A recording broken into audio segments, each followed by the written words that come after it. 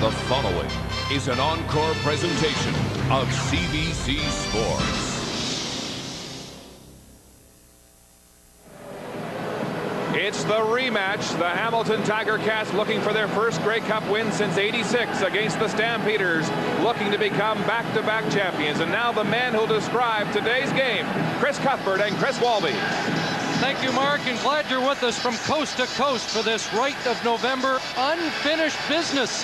The theme for the Hamilton Tiger Cats this week, 10th trip to the Cup for Ron Lancaster as a player and a coach, and it's also trip number 10 to the Grey Cup for the man on the other side, Wally Buono, and his team looking to repeat as champions. The Stampeders have never done that. Here's Danny McManus, the outstanding player in 1999. He'll have to wait. Dave Dickinson will get his hands on the ball first. And Chris, was he trying to send a message to his teammates, throwing that ball up in the stands in the introduction? 100%, Chris. You know, he comes out in player introduction, takes the ball, throws it 60 yards into the stands. If any of his teammates are wondering about all the talk about his shoulder, put that to rest. But it's also showing the guys that are watching him on the opposite side of the ball, the Hamilton Tiger Cats, said, hey, don't think you guys are going to take me out. Don't believe all you read about my shoulder. I'm here to play in this big game. Paul Osbaldiston gets set to kick it off. Coleman is deep with Anderson. And the final Grey Cup of this century is underway. And Kelvin Anderson wants the football. Across the 35. Dave Dickinson, the starting quarterback. We expected that. The big question is, will he be the finishing quarterback? Well, I think he definitely has got in his mindset right now. He will. Of course, getting Calvin Anderson back is a big plus. Big Dwayne Ford, an excellent receiving crew. Dowd Elmore at the outside, Pitts the go-to guy, and Danielson inside. Here's the big question mark, people. The offensive line, Romano Raham, McNeil Clydesdale, and Big Chill, Freddie Childress. Here we go. First play, they give it to Anderson, not much doing. Joe Higgins fills the hole to start the game. Well, their defense is always up tight to the line. They got excellent run protectors. These four guys on the defensive line have played well. Tim Terry, Joe Monfort at the end, Mike Campbell, Phil Brick, the McKenzie brothers in the middle. The linebacking crew, the outstanding defensive player in the league, Calvin Tiggle, anchors with Higgins and Lamar McGriggs on the outside linebackers. And of course, a secondary that's second to none. West, the big change in place of Prater.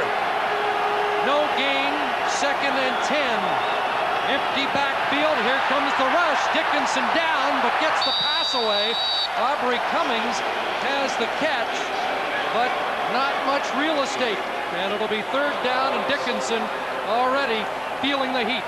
Well, feeling the heat, but he's got to get some rhythm going. He wants to throw the football early. Let's just turn to the right, trying to get a little hitch pass out there. Nice job, but as you say, pressure. Calvin Tiggle, they're coming. They're not fooling around here, folks. You got the two big boys in the middle. You can see 45 McGriggs coming. Good pressure right off the bat. Tony Martino also has been injured. Didn't start punting again till yesterday. First punt of the game to Archie Amerson, and he's swarmed at the 45. Just a 33-yard punt for Martino, who has a hip flexor problem, as Danny McManus, the outstanding player in 1999 and over 5,000 yards passing, comes out. Yeah, Mr. Cool is a cucumber. And of course, in the backfield, you got the big man, Ronald Williams, Archie Amerson. You're going to see him catching a whole lot more footballs through the air.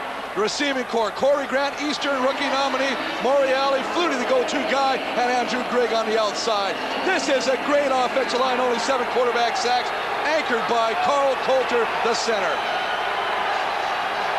Out of the shotgun, quickly to Corey Grant, the native of Stony Creek. And the outstanding rookie out of the East is thrown out of touch, close to the 49-yard line. That'll be 4 for Grant as we set the Calgary defense. Well, most definitely, these front four have got their work cut out for them to get to Danny Mac. Jermaine Miles, Steve Anderson, big game last week. Jeff Traversy and Mark Gunn in the middle of that defensive line. The linebacking crew, they're happy to have this guy back. Alondra Johnson, Daryl Hall, and Kevin Johnson rounding that group out. And a secondary, Coleman and Hampton on the corners, Kellogg and Chris, at the half. 2nd and 6, give to Ronald Williams, and he drives across midfield into Calgary territory for the first down. Ronald Williams led the CFL in touchdowns this year, and he's been on quite a roll with 10 in the last 7 games. And I think if I'm Hamilton, I'm giving the ball to Ronald Williams often and early. You've got to set the tone, not only for Ronald Williams, because he does get better the more he carries the football. He's a load. But Hamilton's offensive line makes no bones about the fact that they love to tee off early and often on the defensive line to try and set the tone and set the pace. Well, they rule Williams went down before he crossed midfield. They've marked it back at the 54, and it's 3rd and 1. And Ron Lancaster, who gambled and was the talk of the week with the gamble last week, is not in a gambling mood in the opening 3 minutes.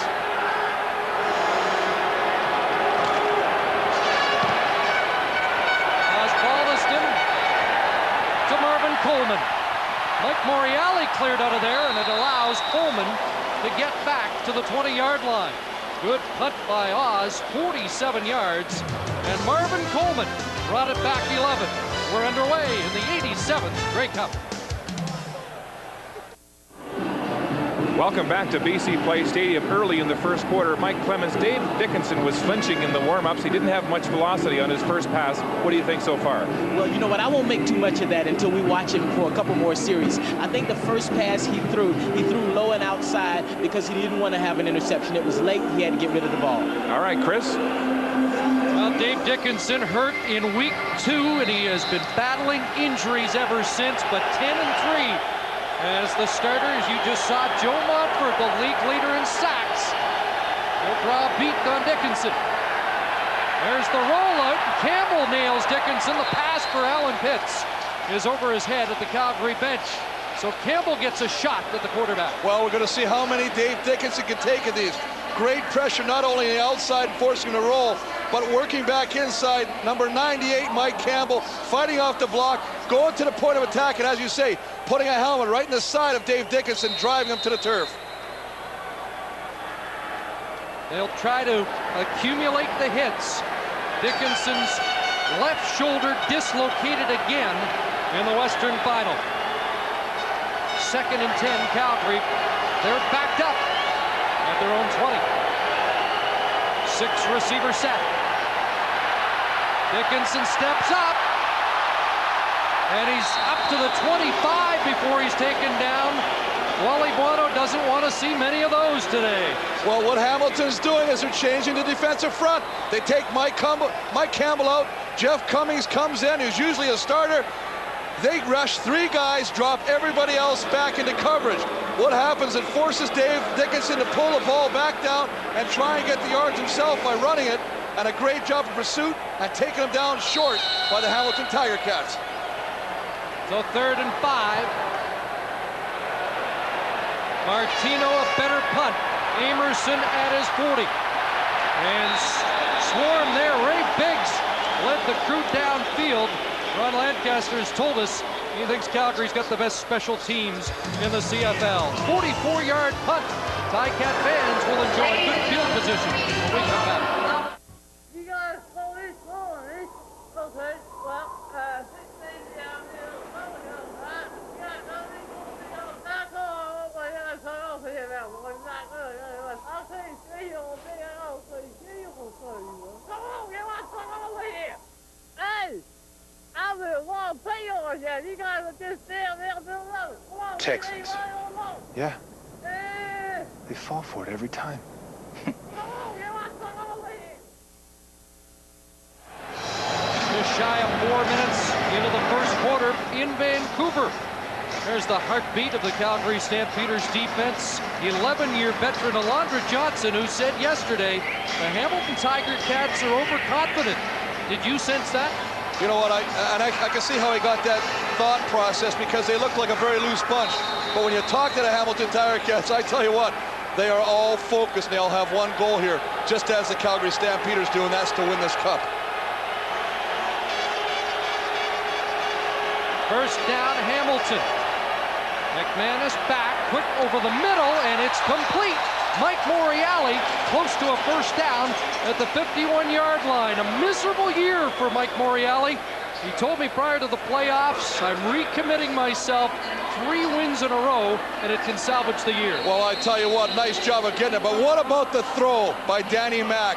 Right between the coverage of Eric Sutton and Greg Frères to safety, on a rope between the numbers, between the 1 and 8 of Mike Morreale.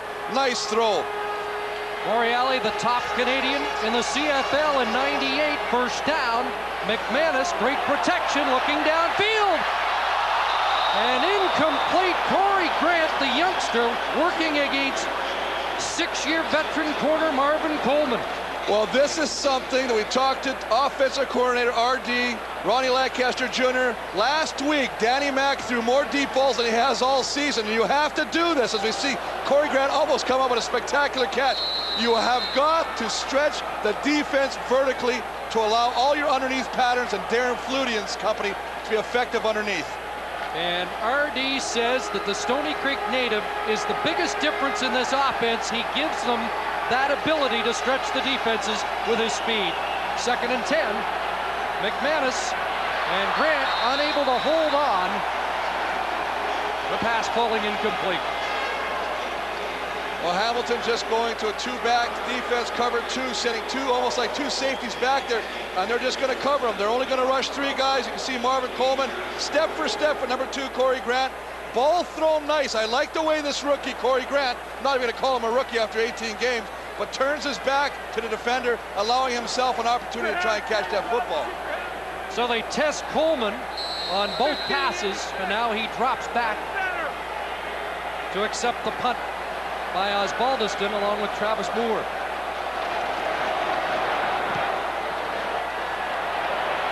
Angled punt out of touch. And they'll mark it at the 16 as we join Glenn Suter. Yes, I talked to Dave Dickinson after he took the hit on that last series, his first hit of the ball game. I asked him how it was. He kind of shrugged his shoulders as if to say it's as good as it's going to get. They're talking about coverage. They said in the second series, the Hamilton defense played some zone. They dropped off. Travis Moore mentioned to him he thinks he can get in behind it. Wally Buono told us yesterday he thinks the Ticats secondary is vulnerable. Well, what he said was they lost, obviously, Eric Carter to the BC Lions. I don't know. I think the only question mark you'd have is the fact that they brought a guy, number 28, Frank West, back, who hasn't played a lot this season, but he's got a lot of experience. They want to establish Kelvin Anderson early, but his second carry not that productive.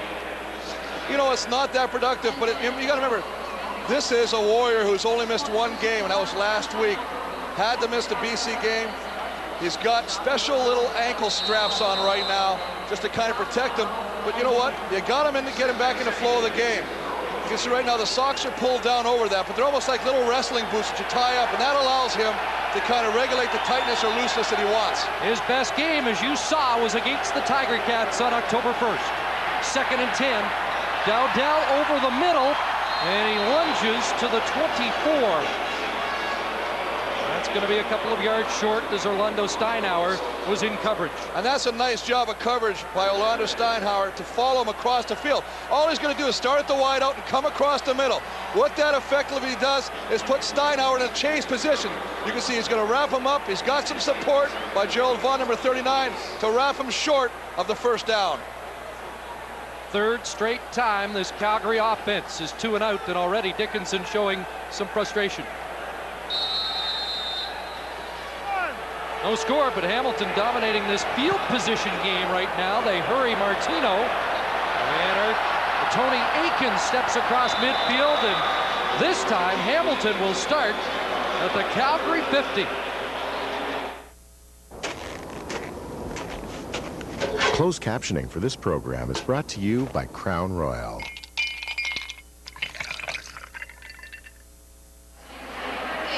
Well, Danny McManus has to make something out of this because they're starting on the Calgary side of center. Just a 32-yard punt for Martino.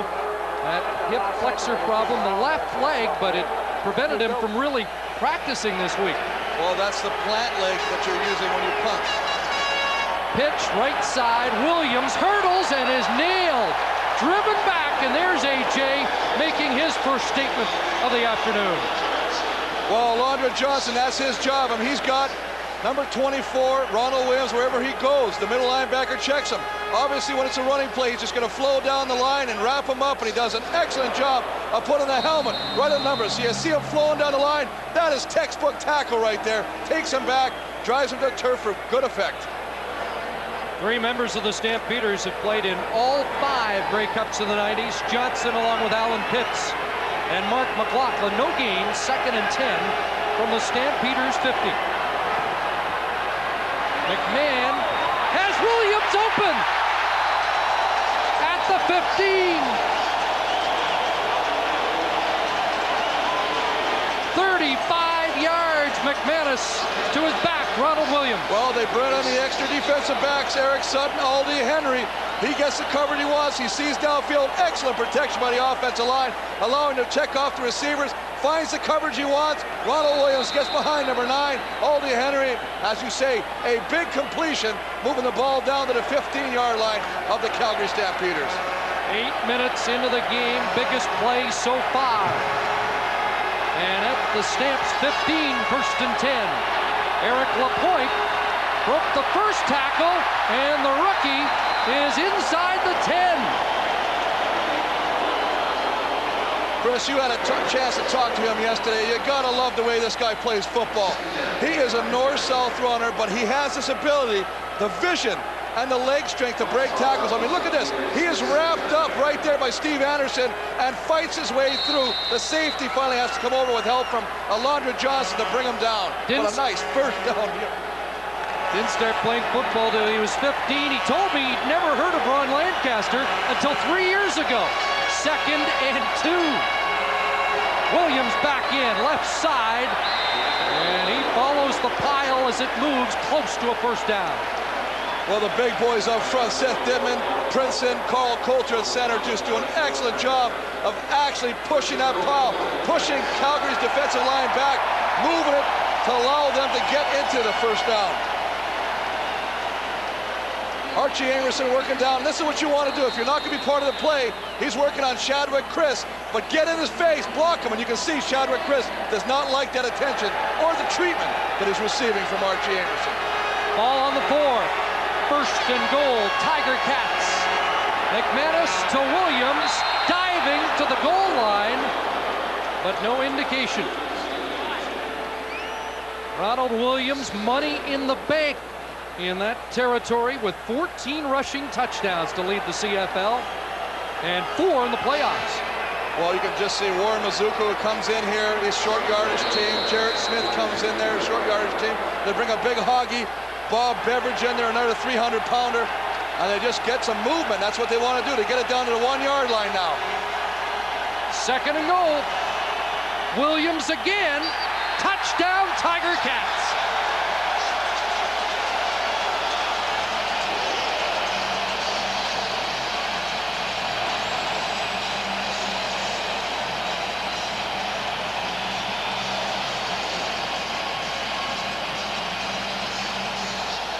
Well, you gotta love this, Chris, the way they orchestrated this drive. They had the ball in their territory, they moved it down. Obviously the key pass to Ronald Williams, getting behind Aldi Henry, but I tell you what, the big boys up front and the 2 blocking backs, they run a wishbone type running back situation there with Muzica, and he just does a nice job of leading him into the end zone. Ronald Williams with another touchdown, but a big one in the Grey Cup. 5th postseason touchdown for Williams. Over 1,000 yards in the regular season. Osbaldiston adds the extra point. Williams scored 2 touchdowns in last year's Grey Cup game. He's opened the scoring here. Ron Williams breaks the ice in the 99 Grey Cup game. Well, most definitely. I mean, this is just a great drive. Wishbone, 2 guys in the backfield. Look at, they all get blocks, but Ronald Williams runs through an arm tackle. You got to take this guy low. You're not going to be able to bring him down high, and all he's got to do is cross that plane, the goal line, and he does just that. And as you say, puts Hamilton on the board first with a 7-0 lead. Marvin Coleman back with Kelvin Anderson.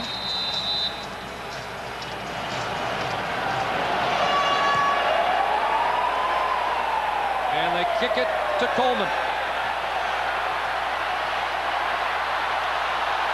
Marvin Coleman cuts it back to the 30-yard line. Orlando Steinauer limits the return to 20 yards. Let's take a look at the touchdown march that started at the Calgary 50. Well, obviously the big play provided by that offensive line, allowing him to find the time to find big Ronald Williams. But you gotta like the way this kid, Eric Lapointe, runs, breaking tackles. That's gonna pick your team up. And then obviously culminated by the big run by the big man, Ronald Williams. Had 2 touchdowns last year, one on a similar run, the other on a 35-yard pass. And he's in both columns today. Here's a pass for Alan Pitts, and when your offense isn't moving, it's not a bad number to call. Well, we talked about it in the pregame, the fact that Gerald Vaughn, an old teammate and close friend of Alan Pitts, would see a lot of him today. Both 2 big, strong players. One a defensive back, one a receiver, and you can see right there, he turns his hips. You see how he got Gerald Vaughn to plant his feet? When he froze him, he came back. Nice job of shielding him away, catching the football. At the 39, it's 2nd and 1 for Calgary in quest of its first down. And Anderson won't get it. Nailed in the backfield. And again, Joe Hagan's in the neighborhood, but Derek McCready makes the stop. Well, Derek McCready, who's got 2 bad ACLs, as you know, Chris, maybe his final game of his career. Boy, I tell you what, he's fired up. You talk to me, he's a guy that doesn't show a lot of emotion, but I tell you, he knows what he has to do. Hagan's just a great job. You can see him chopping down. That's what caused that play to fail. Hagan's taking the legs out of the lead blocker, allowing McCready to come and wrap him up. He's quite a story, playing in his final CFL game, looking for his first Grey Cup ring. Better punt by Martino. Aikens inside his 30, and Aldi Henry down quickly with Ray Biggs. Just a 2-yard return after a 45-yard punt.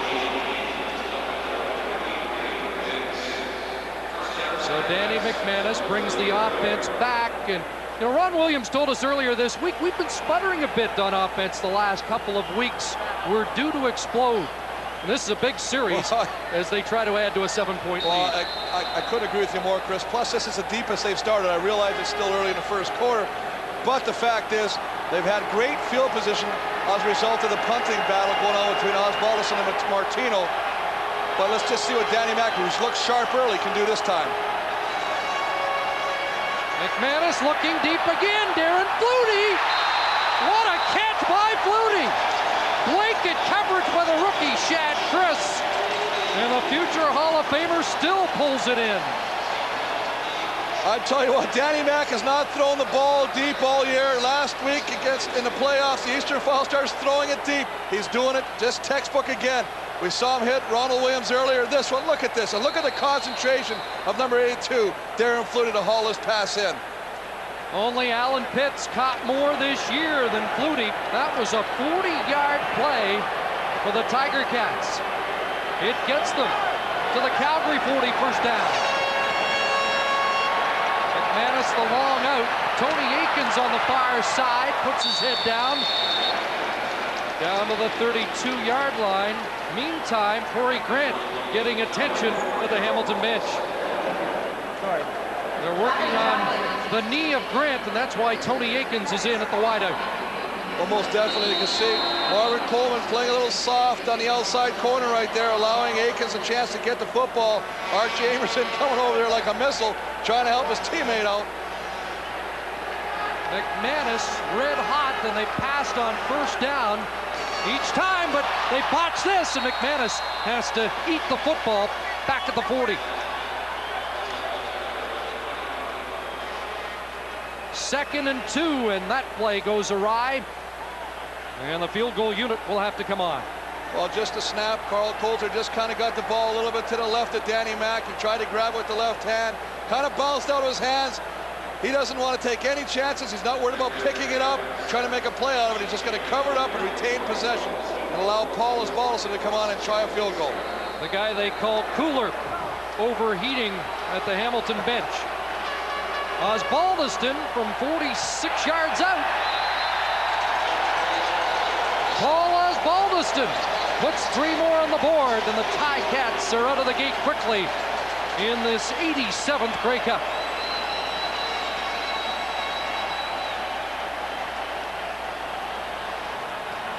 Well, I tell you what, if you're Hamilton right now, you got to love the way this game is starting right now. You got 10 points, you're moving the ball well. But then you look at the other side, and you look at Calgary. They're starting to wonder, what's going on, guys? Come on, we cannot sit back here like this. We got to start getting regrouped. We've got to start moving the football a little bit offensively. We just keep going 2 and out. We've got to move it now.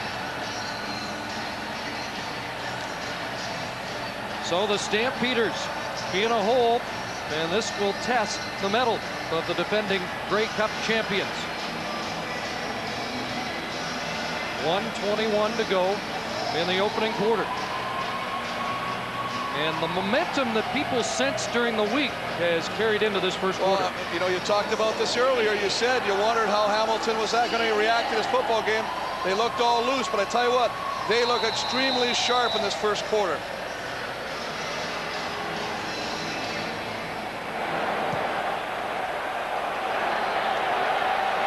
Marvin Coleman once again. And what a tackle that was. Chris Schelling, the DB, making a key play on special teams, just 8 yards on the kickoff return. Well, the missile, as they like to call him, Chris Schelling, just comes down here. I mean, look at that tackle. Not only does he take one ankle, he takes both of them off the ground. When you got 2 legs off the ground, I don't care, unless you're a Superman, you're going to hit the turf. And that's just a nice job of coming down there and limiting that gain by a great kickoff return man, Marvin Coleman. 4 consecutive 2 and outs for this Calgary offense. Montfort digs in. 6 receivers out. Dickinson over the middle, and Travis Moore can't bring that down. Griggs, Schelling, Hitchcock, a lot of people in the neighborhood. Oh, exactly, and that's what they're doing. One time they're bringing everybody up. They got McGriggs, they got Higgins right in his face and Dickinson's face on a blitz. The second time they're dropping him back in that pile. You got Hitchcock the center. You got Higgins. You got McGriggs. I mean, he's so. Look at all the shirts, and you know what? Travis Moore very fortunate that Rob Hitchcock did not lay the lumber on him right there. Mike Campbell and Joe Higgins check out. Kyle Walters is in, along with Tommy Henry. 2 extra DBs on 2nd and 10. Final minute, first quarter, and here's Kelvin Anderson on the draw, up to the 33-yard line.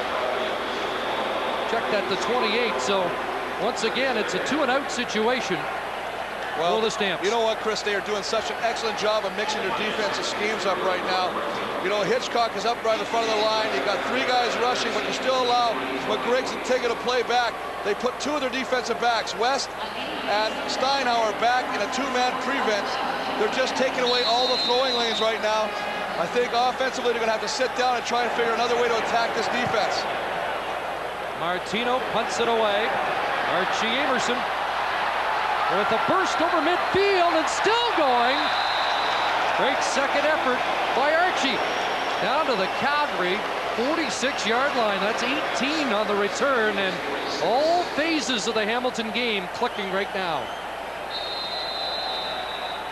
Well, most definitely, Chris. And if you're sitting on the Hamilton sideline, you're loving the way this game is unfolding right now. As you see, Roger Ryanson, the long snapper, kind of shaking up a little bit. Athletic therapist Pat Clayton to take a look at that ankle.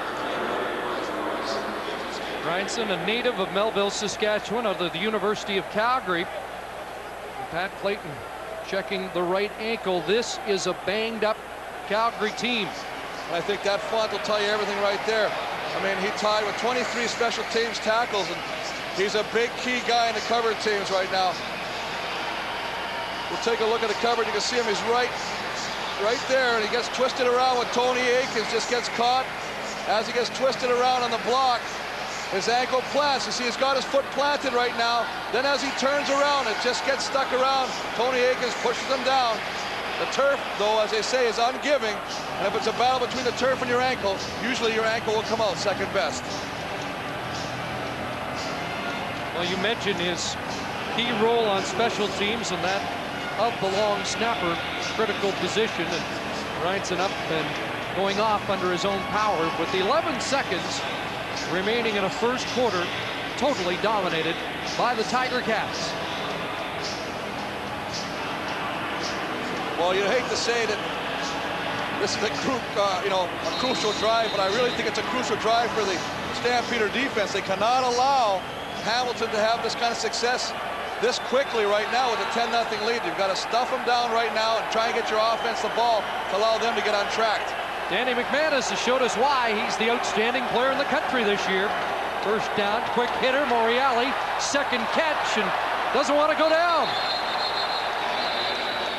You know, just 4 catches for 40 yards in the playoffs, but R.D. Lancaster says Morreale's playing his best football of the year, and I think we saw it in that opening quarter. We saw a lot from the Hamilton Tiger Cats, including a touchdown by Ronald Williams, an Osbaldiston field goal, and it's 10-0 Cats.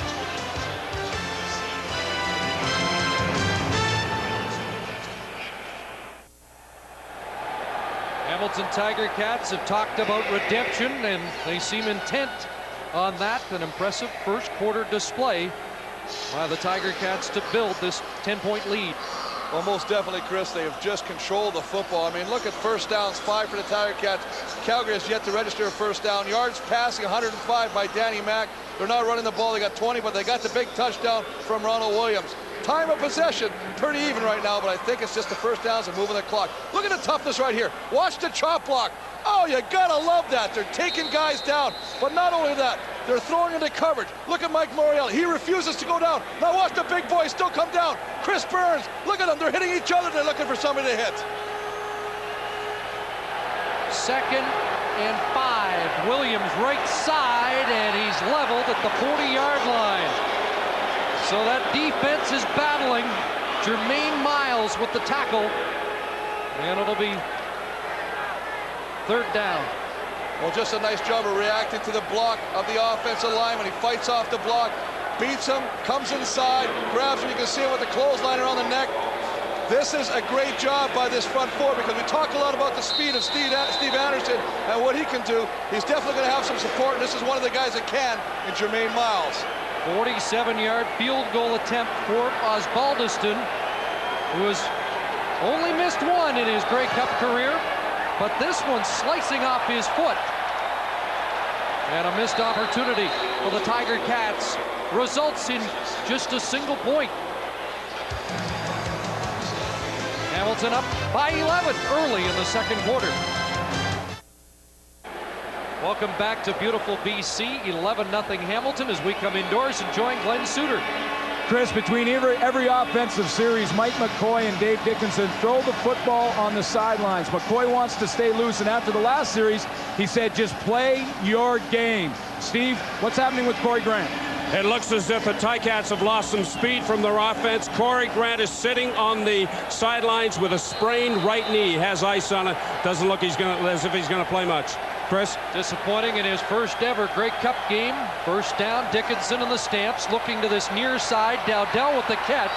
Trying to twist away from Frank West, who is returning to the Hamilton lineup. It's just his second game since August 16th, and I think some people feel Ron Lancaster gambling a bit, going with the veteran instead of Shino Prater. Well, I think a lot of guys thought about that just because of the fact that Prater had played so many games, was used to that secondary. They can make their calls. You can see the defensive front right there. They're all trying to come. They got 4 guys. McGregor's just kind of taking the flats right there. But a nice job of Frank West to limit the game by Marcus Dowdell. He's been bothered with a quad injury. 2nd and 4. Dickinson, good protection. A lot of steamboats. And now overthrows Anderson. Everybody was covered. Well, you can't ask for more protection than that by Dave Dickinson. The offensive line taking a lot of heat this week. Does an excellent job of giving him all day to throw this football. He checks off all his primary receivers. Then he decides to throw the ball to Ford in the flat, just overthrows the football. But as you say, Chris, an excellent job of coverage by the Hamilton secondary and linebackers. There's Tony Martino. He's been one of the busiest Stampeders so far.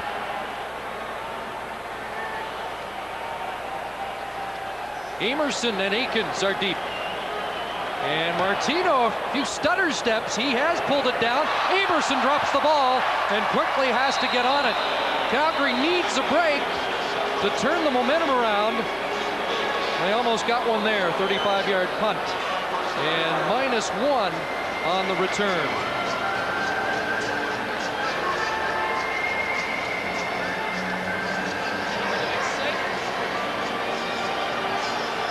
Well, Christmas is coming, and CBC Television brings you a delightful new twist on an old tale. Must Be Santa takes to the air December 12th at 8 o'clock.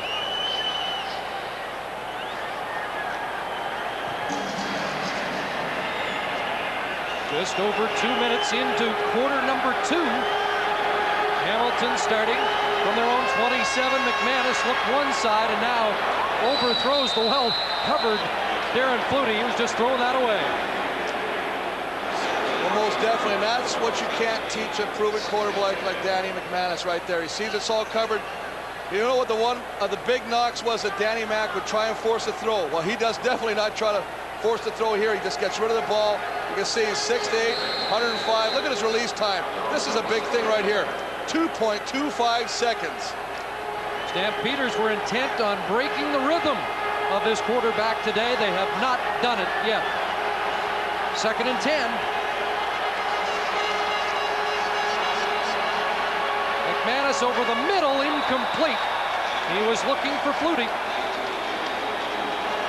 And Calgary's defense is holding them in right now. Well, I thought it was really interesting. Talk to all the systems they were going to use against Danny Mac. They felt they'd have success against Danny if they didn't blitz him. If they made him hold on to the football and dropped everybody else back, just rush 3. This is one of the first times they actually brought somebody. You can see Freres there coming across to try and stop the ball. But Jackie Kellogg, we talked about him in the pregame, came up on that blitz, forced Danny to throw the football away. I think you cannot give Danny Mac a steady diet of any type of one defense or he'll eat you alive. Coleman awaiting the punt to Osbaldiston. Again, angling it towards the sidelines. Coleman gets by the first man, but lost his footing as he crossed the 45. Mike Moriali made first contact, 43-yard punt, 7-yard return. Calgary set to go back on offense when we come back. It's all Tiger Cats here early in the second quarter. The Stampeders yet to go on the scoreboard. A reminder, the year 2000 is just around the corner. Watch CBC Television on December 31st for New Year's celebrations around the world and around the clock. Mike Clemens, the Calgary offense cannot run the ball. What's the problem? Well, they've abandoned the run early on. They have problem run. They've gone to a 5-receiver set. Now in the shotgun, this will be good to see. Chris? Kelvin Anderson had 105 yards rushing last year in the Grey Cup game. He has his hands on the football. Flag down. Anderson left side. That would be the initial first down of the game for Calgary. But we're waiting for the flag.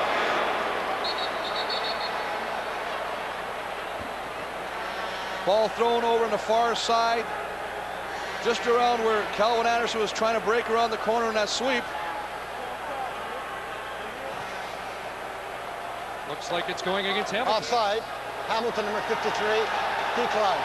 Joe Montfort jumped quickly, but that 12-yard gain will stand, and it's the initial first down for the Stampeders, and they need Kelvin Anderson. Well, they most definitely need Calvin Anderson in the backfield. The nice thing about that is it's the first time that the Calgary Stampeders have entered into Hamilton's part of the football field.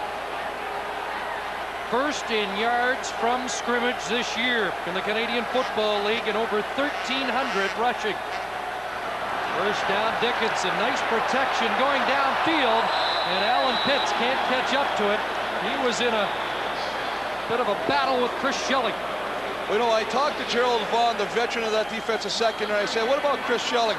I mean, he's going to have some matchups with Alan Pitts. He says, you know what? Chris Schelling is coming into his own right now. Probably the second toughest hitter on the club besides Calvin Tagle. Look at that. I mean, just gets his hands on him right there. All you got to do is disrupt his pattern, and as a result, the pass falls incomplete. Good pressure by Philbrick, getting a paw on old Dickinson's face. Stampeders are 0 for 6 in second down conversions. Drop play, Anderson with some room, and now taken down at the 45. He'll be short of the first down. Don Southern, once the defensive coordinator of Calgary, and of course a former Hamilton head coach, now running the defense for the Tiger Cats. Well, most definitely, and it's the first sign of life he's seen out of the Calgary offense. So now he's got to start mixing up his defensive calls. You can see a great run, a little bit of a draw play. Chris Schelling and company wrapping it up, but not before he picks up some good yardage. Here's a decision for Wally Buono. He could try a 52-yard field goal, but instead is going to try and pin the Tiger Cats deep, play the field position game. I think that's a smart decision by Wally Buono right now.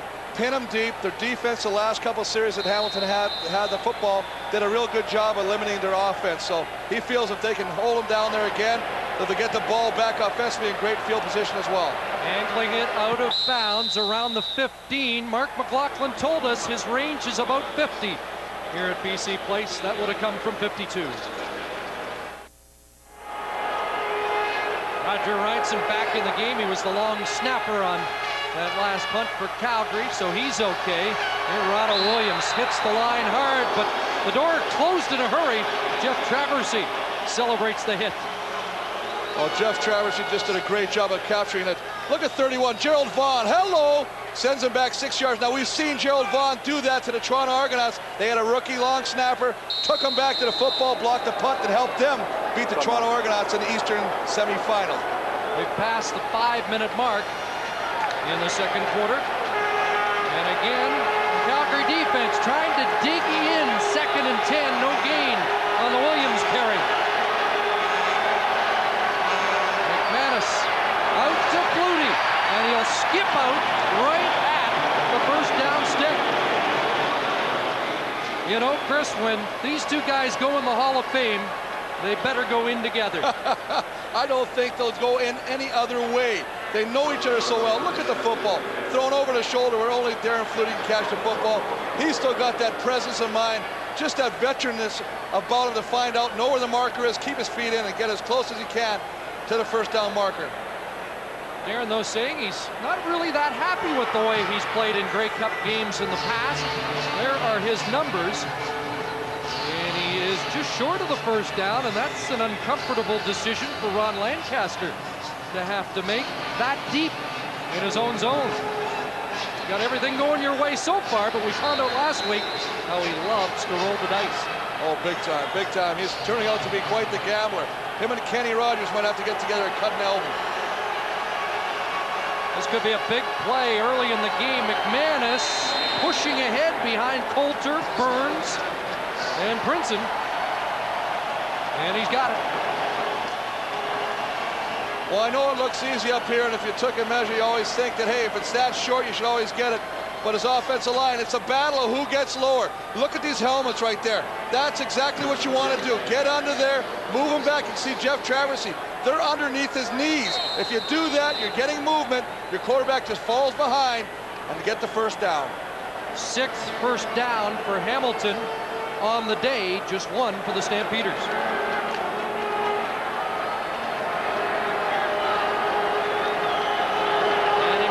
In his 6th Grey Cup in 10 years. Dumps it off, Aikens underneath, and he's nailed by Kevin Johnson at the 34-yard line. That's 8 more for the Tiger Cats. Well, we all know that this guy had a great game against Winnipeg. Tony Aikens had 4 touchdowns in the first half. But you know what? You lose a guy like Corey Grant. He comes in here, has to be able to read the defense. You see him floating across the middle. This is just a nice job. But again, it all comes back to the guys up front. This offensive line is giving Danny McManus time to throw the football. Great game against Winnipeg. He had a great season against Winnipeg. Here's Williams, 2nd and 2. And he plunges for the first down. So and you know what, Chris, they're doing a nice job of mixing it up right now. Throwing the crossing route, getting the ball into Aikens' hands. They throw the ball to Flutie, then they give it back to Ronald Williams, the big horse. He plows over. The offensive line is getting a great mix of run block, pass block. That they can start changing up their sets. The defensive line can't react to that. Wally Buono and Mike Roach, defensive coordinator, you just saw sending in defensive signals. 1st and 10 from the Hamilton 38. Here's the blitz. McManus got it away. And Darren Flutie has a big catch. 3rd reception of the game, but McManus had to take the hit. Oh, he took the hit, and it came from the blind side, from the backside.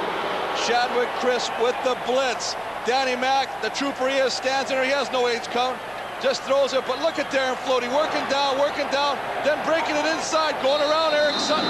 Ball again on the rope. That's why I tell you what, you can pump a guy all you want. He's the outstanding player in the CFL this year, and he's showing you why right there. Darren Floaty had 4 catches, 100 yards last week. 3 for 81 already today. Buchanan's back to work. And again,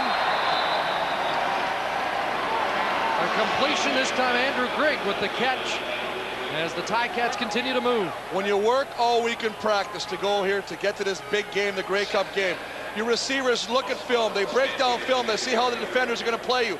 All the Hamilton receivers are doing are running 8 or 9 yard routes and curling them back into the quarterback.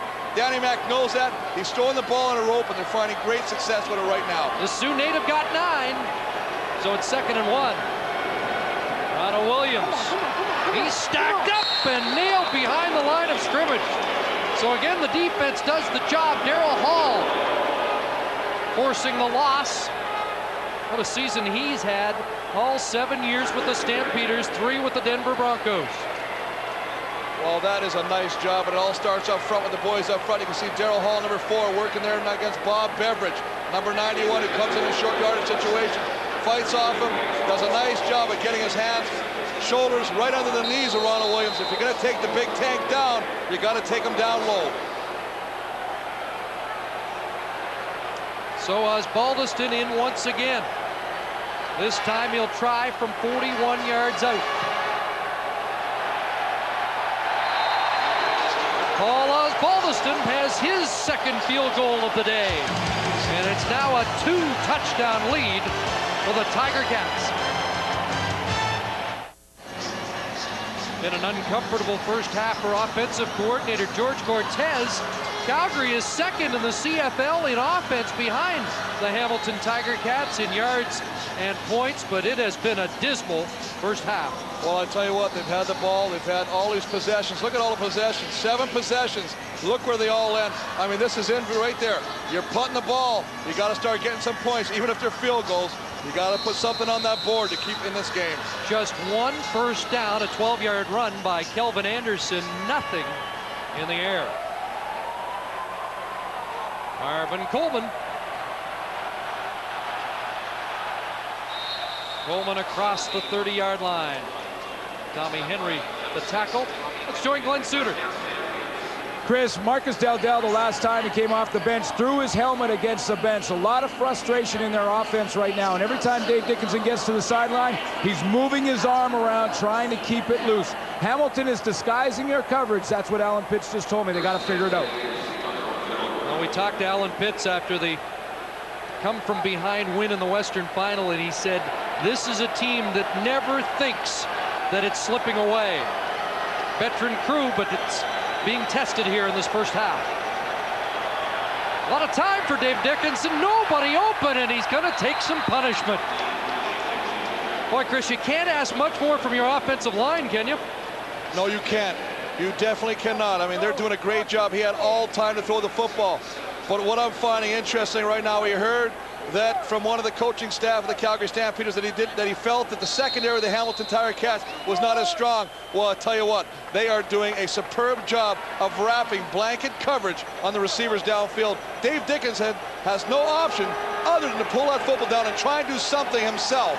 2nd and 7, a couple of extra DBs come in for the Tiger Cats. Dickinson, and he has Vince Danielson, the first down through the air for the Calgary Stampeders and the Vancouver native. Danielson has the catch. Well, they did a nice job, almost what Hamilton's finding success doing against the Calgary secondary, just running somebody down and bringing them back in, curling them into toward the quarterback in the middle of the field. Vince Danielson's just going to take a walk down the field, take a look and back it in now. Now come back in toward your quarterback. That's how you catch footballs right there. Obviously, Tommy Henry wraps him up, but not before a big first down. They're going to the hurry up, and they've got Alan Pitts across midfield, trying to twist away from Gerald Vaughn.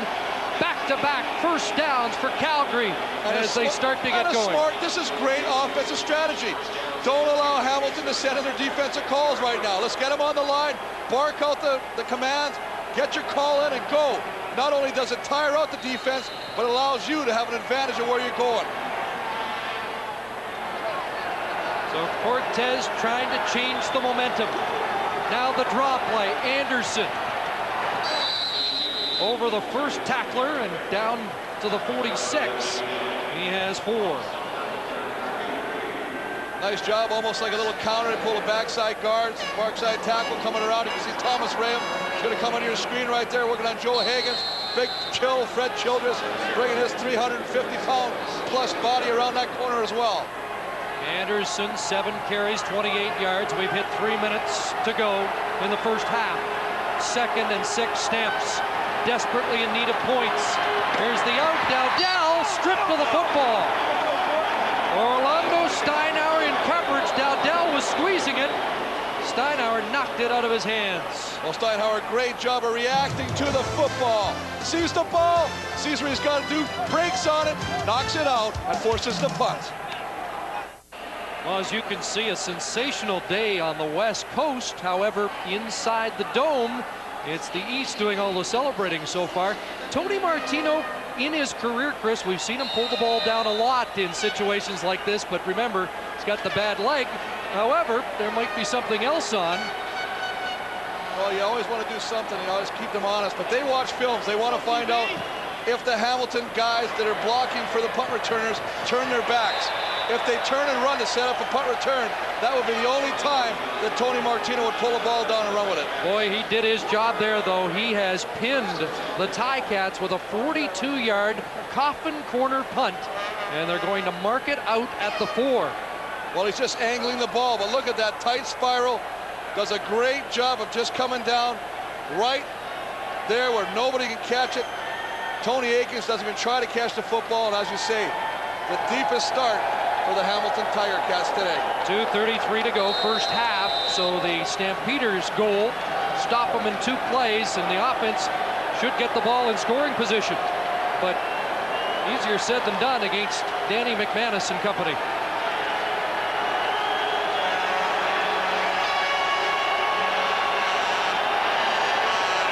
And out to Flutie, and incomplete.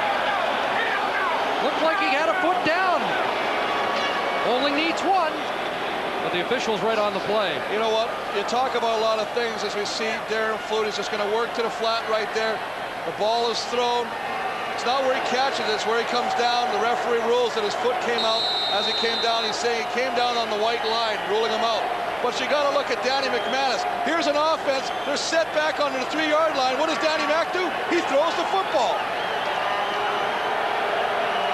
2nd and 10. The Calgary partisan crowd urging their defense.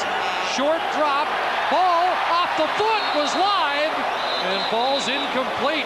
That would have been unusual. Off the foot of Boreali, nearly into the hands of the ball hawk, William Hampton. And probably the worst throw we've seen from Danny Mac in this first half of football. Low, very, very fortunate as you see this football as it comes down, and just as it goes there, look at it go off the front of his foot. Now, as you say, Chris, that ball is indeed live, and very fortunate for the Hamilton Tiger Cats that the Calgary defenders, you can see Jackie Kellogg and Alondra Johnson, almost get their hands on it. So now Osbaldiston will punt. You think about a safety here? Otherwise, Calgary's going to get it around the 45-yard line. We'll see what Oz does. Got a punt away. Rush was on. Coleman at his 49. Coleman losing yards, and he's back near midfield. Terrific play by Mike Boreali, and a costly mistake by Coleman. Whatever your project, Canadian Tire can help it take shape. Canadian Tire, still the right place to do it. In the CFL, star receivers still have to be stars on special teams. Well, as you say, I mean, he not only catches the football, look at him beat the block right there. Look at him stay after it. Got the leg, grabs the ankle, does whatever he can to limit it, and actually pushes him back farther. But I tell you, that is the effort. That's above and beyond what you expect. And that's what makes champions, and that's what you want to have in the biggest game of the year. 45-yard punt, -5 on the return. Dickinson, good protection. action. They went for Travis Moore, and Chris Schelling was there in coverage. Hamilton rushed 3. They had, you know what? They had the huge wall, the huge defensive wall in the secondary. Everybody dropped back. The linebacking crew, everybody. You can see McGrigg's going across your screen. But Schelling, he knows the key is we are keeping the receiving crew in front of us. We're not turning our hips, having to run with them. They're all in front of us, and we're playing that way. Don Southern says Schelling is maybe the most physical guy on that defense outside of Calvin Tiggle. Dickinson 6 for 12 and only 51 yards. 2nd and 10. Here comes the rush. Ball loose. Ticats have it. Joe Montfort knocked it loose. The other end, Tim Terry's got it.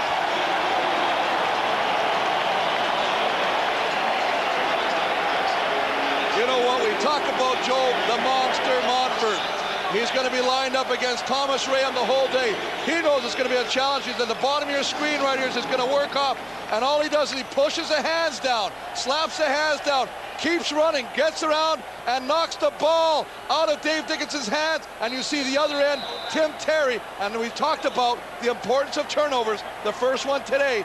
Will it come back to haunt these boys? You know, he led the league in sacks. And Don Southern said yesterday that he 7 or 8 times during the regular season did that as well. Here's Ronald Williams. Foot race, and Shad Chris saves a touchdown. Ball came loose after the whistle. They'll mark it at the 21-yard line. 32 yards for Ronald Williams. 32, it's a hit screen. We've seen it to Tony Aikens. We've seen him hit it out to the wide receiver. Look at who's out wide. That's Ronald Williams, normally your running back. He's out wide, gets a great block from the receiver, Tony Aikens. Cuts it back inside, and then as you say, it's a foot race. Shadwick Chris tries to rip the ball out, but unfortunately he's on the ground by that time. What a turnaround here. We anticipated Calgary having the ball in scoring position. First the bad return by Coleman, then the fumble, and now it's Hamilton with a chance to pad their lead. Make the toss, bootleg McManus, and Greg stretches out, and they rule incomplete. Well, they brought the whole house, Calgary Stampeders did on defense that time. Forced Danny Mac to scramble. Hey, you know what? They talk about this guy's running ability. Does Danny Mac got some speed? Does a great job. Morielli working out, or Andrew Griggs, excuse me, working out. Oh, look at he's still catching the football almost. Just a nice job. Well, here comes the pressure. Safety, Greg Freres coming up. AJ, Alondra Johnson. They know they've got to put some pressure on Danny Mac. Get him out of this rhythm, because if he stays hot, it's going to be a long afternoon for the Calgary Stampeders. 2nd and 10. Here comes the blitz. McManus gets it away, and Flutie over the middle has the catch. They come back with the exact same defense.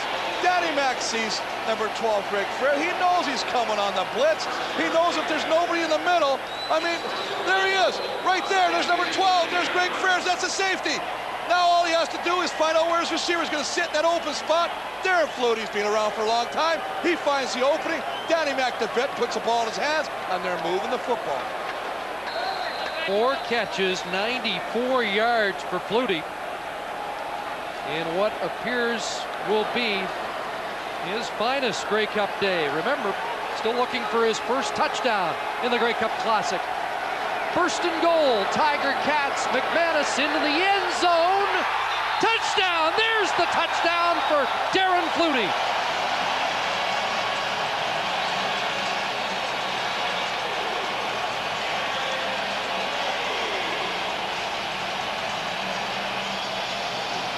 Well, I tell you what, Chris, Shadwick Chris is going to have to get some help, because right now Darren Flutie, who does his impersonation of the Superman flex right there, just takes him and makes a remarkable catch. Look at the protection again.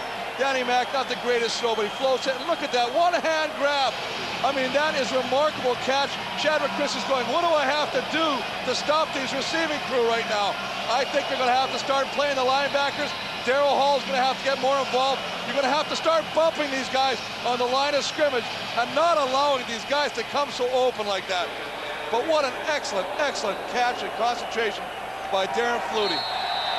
Osbaldiston adds the extra point, and what an enormous turnaround in the late stages of this first half. Hate to correct you on your superheroes, but that was Batman. Darren Flutie's son is a huge Batman fan. He said he wanted to do something for his son that he'd remember from this Grey Cup game. Well, just a little stutter step, and all the stutter step does is freezes the feet of Shadwick Chris, just enough to allow him to get to the outside. But you got to look at the concentration as we look at the bench. I mean, this is great. I mean, they are excited. Jeff Cummings, little pat on Ron Lancaster's back.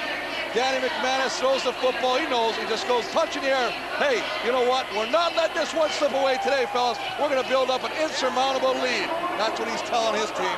Forget Batman. That was a superhero catch. The one-hander. How you doing?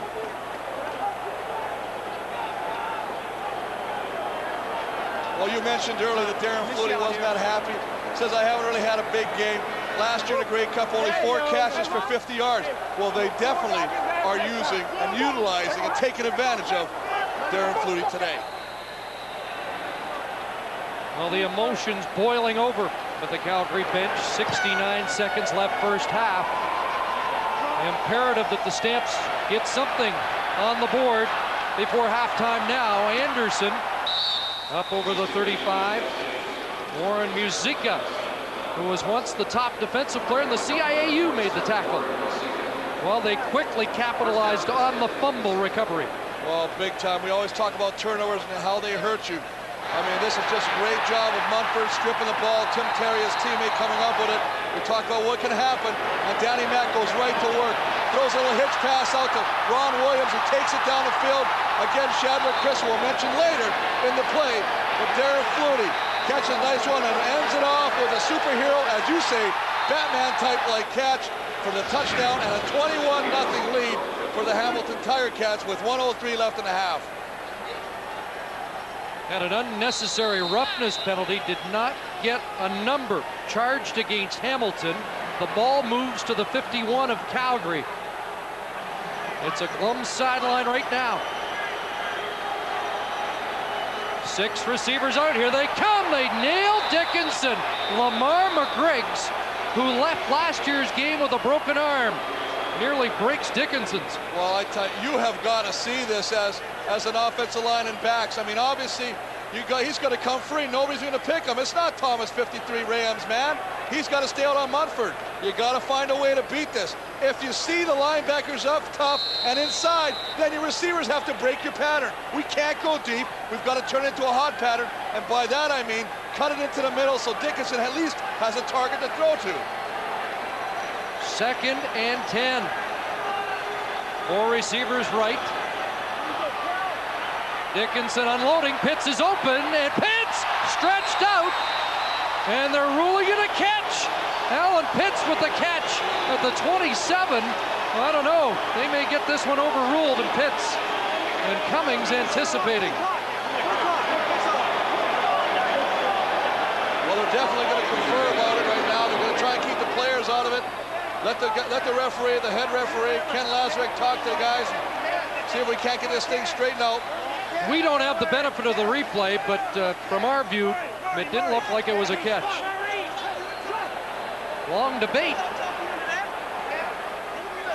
This guy gets the benefit of the doubt when he is the all-time leading pass receiver in the Canadian Football League. Well, if it's called a catch, it'll be the biggest play for Calgary this afternoon and allow them the potential to possibly put some points on the board. But they're overruling it and putting it back. And what may have been a great spark for the Calgary Stampeders, it's just going to be a replay of the down. Well, the referees got it right. Took a while. It's a good illustration of why video replay could indeed solve a problem like that, but they did get it right. You see it just hit the ground. There it goes. Hits the ground at the knee. That's a great job of the cameraman.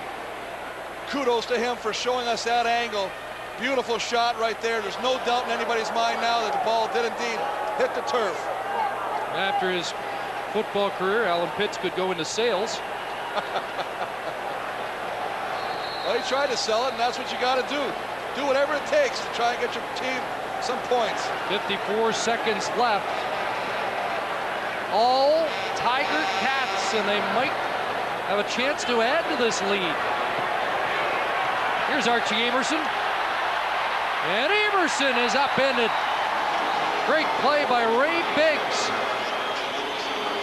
47-yard punt, -2 on the return. Let's join Mark Lee.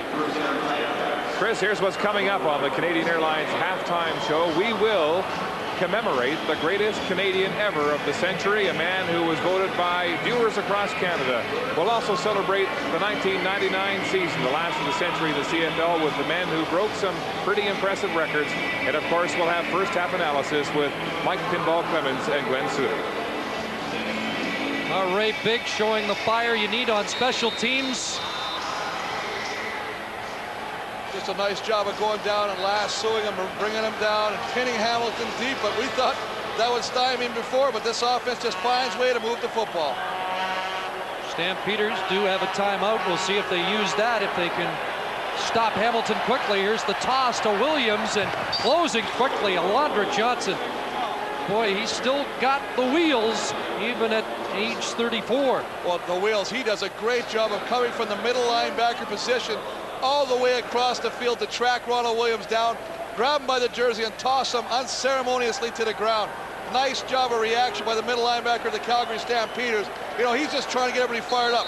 He wears his emotions on his sleeve, and he is the first one to tell you he will not believe the turnabout of events this first half. I don't think anybody really anticipated this. 2nd and 9. They screen the ball to Williams. And Ronald Williams gets across the 20-yard line, and he'll move the sticks. So Calgary is not going to get their hands on the ball unless they get a turnover now. Well, most definitely, and right now with 32 ticks on the clock, I mean, their timeout is effectively wasted anyway. They can't really utilize that, but what a great call. You gotta love the play selection. You know they're gonna come after you. It's 2nd down. He just sits back there cool as a cucumber, lofts a little screen pass. You get the big hoggies out there. They don't get to leave their line when their line of scrimmage pass pro. So anytime they get to leave from there, that's like a new territory for them. First down, Williams. Alondra Johnson brings him down. Danny McManus, 228 yards passing in this first half, so he's on his way to bettering over 400 yards, 413 in his 1996 loss against the Toronto Argonauts. Well, I think the biggest thing the Calgary Stampeders feared, as we see Calgary take their timeout with 11 seconds left, the biggest thing the Calgary Stampeders feared as a member at each individual was Danny Mac being hot, Danny Mac being allowed to find a rhythm. And I'll tell you what, in this first half, he has found a rhythm. Something that he was unable to sustain in either of the playoff games. Here's a guy, despite 28 touchdown passes this year, only 1 touchdown pass in the playoffs and only 2 in the last 6 games. But the breakout that Ronald Williams anticipated happened today. You know what? Big players rise in big games. This guy is a champ. This is what I like about him. I had the luxury of playing with Danny Mac. I've seen him firsthand, being, leading our offense. He just finds ways to do it. And he's so cool as a cucumber. He doesn't read or believe anything you write in the press. He knows what he's got to do. He says, I'm on a mission. You guys can talk about the fact I haven't thrown a touchdown in 20 weeks. I'm going into the biggest game of the year, the Grey Cup. Watch me play there, and then write what you want to write. Well, he is living up to the Outstanding Player Award credentials. And they'll put a knee down and head to the locker room. What a 30 minutes of football for the Hamilton Tiger Cats. They talked about unfinished business. They're 30 minutes away from bouncing back from last year's loss. Let's join Steve. Thank you. You're down by 21 points, Wally, as you head to the room. What kind of adjustments do you have to make in the second half? Well, obviously, we got to get the offense moving. We can't give McManus that many opportunities, and you got to give Hamilton a lot of credit. They're making a lot of plays, and on defense, we're not playing that bad, but we're just not making any plays. Wally, is there a chance we could see Mike McCoy? Well, we're going to talk about it at halftime, but right now, like I say, it's not just Dave. The whole offense has got to do a better job. Good luck in the second half. Mark, back to you. All right, Steve. The Stampeders were the best team at making halftime adjustments. We'll see what they come with in the second half. Who would have thought it? Hamilton 21, Calgary nothing at the half.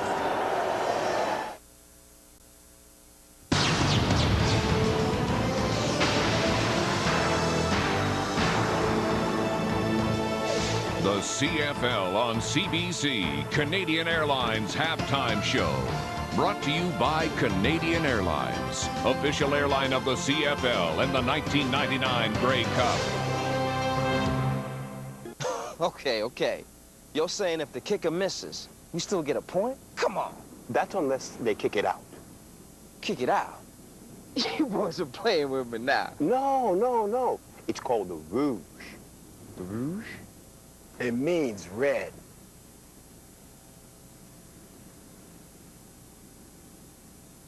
Should we tell him about the 3 downs? Hey, Coach! Coach! Nah, I think he's had enough for one day. They're doing it again! Welcome back to beautiful British Columbia and the Canadian Airlines halftime show. The defending Grey Cup champions, the Stampeders, silenced in the first half. Hamilton leading by a score of 21-0. Well, this was a marvelous season in the Canadian Football League. Some of the game's biggest names were surpassed in the record books, rewritten by the likes of Pringle and Pitts. And we're going to celebrate them now. Here now are the Achievers, presented by Dodge.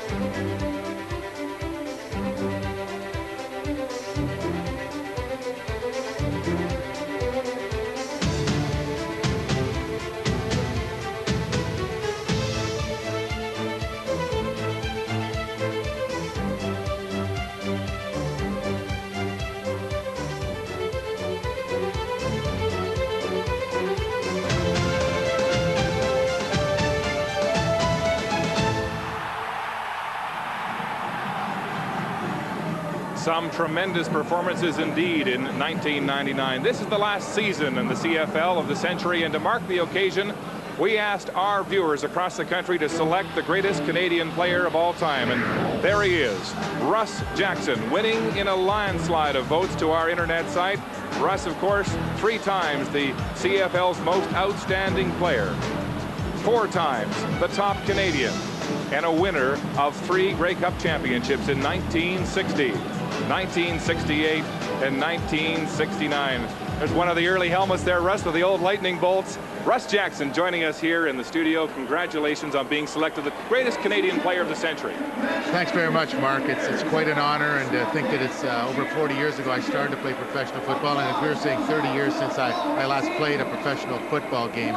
It's nice that the fans remember me. To be honored this way so long after your career is really special. I wanted to ask you, there was some controversy earlier in the year when Jeff Giles, the CFL president, talked about eliminating the Canadian quota. I'm sure that got your hackles up. Well, it did. I've had the privilege of playing this game, and all the guys out here this afternoon have had that privilege. And I guess if I have a wish and a hope, it's that the generations to come, the kids have the same opportunity I had and they're having out here to play a truly Canadian game.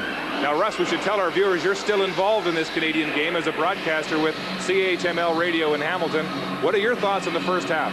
Well, I think that the Tiger Cat defense is playing exceptionally well, and the offense is right behind them. The difference in this ball game early was field position. Seemed that Tiger Cats were getting it, But then in the second quarter, when it appeared that the Tiger Cats maybe were not going to have good field, if they didn't 2 or 3 possessions, they were able, with Danny McManus at the helm, move the ball out and get the first down. So they have really not been threatened by the Calgary Stampeders, and they're looking awful good. You know, Alondra Johnson commented before this game that he thought the Tiger Cats were overconfident. Surely that's not the case. You've been around them all year and all week. What do you think about the way they've taken on this challenge compared to last year? Well, it's a completely different year, a completely different team. A lot of the same players, but I guess there are 2 things. They've matured a lot. Maturity is really important, especially when you're in big ball games. And the other thing, you learn how to lose football games. They knew that from years ago. You learn how to win football games. There's one big change in this particular team.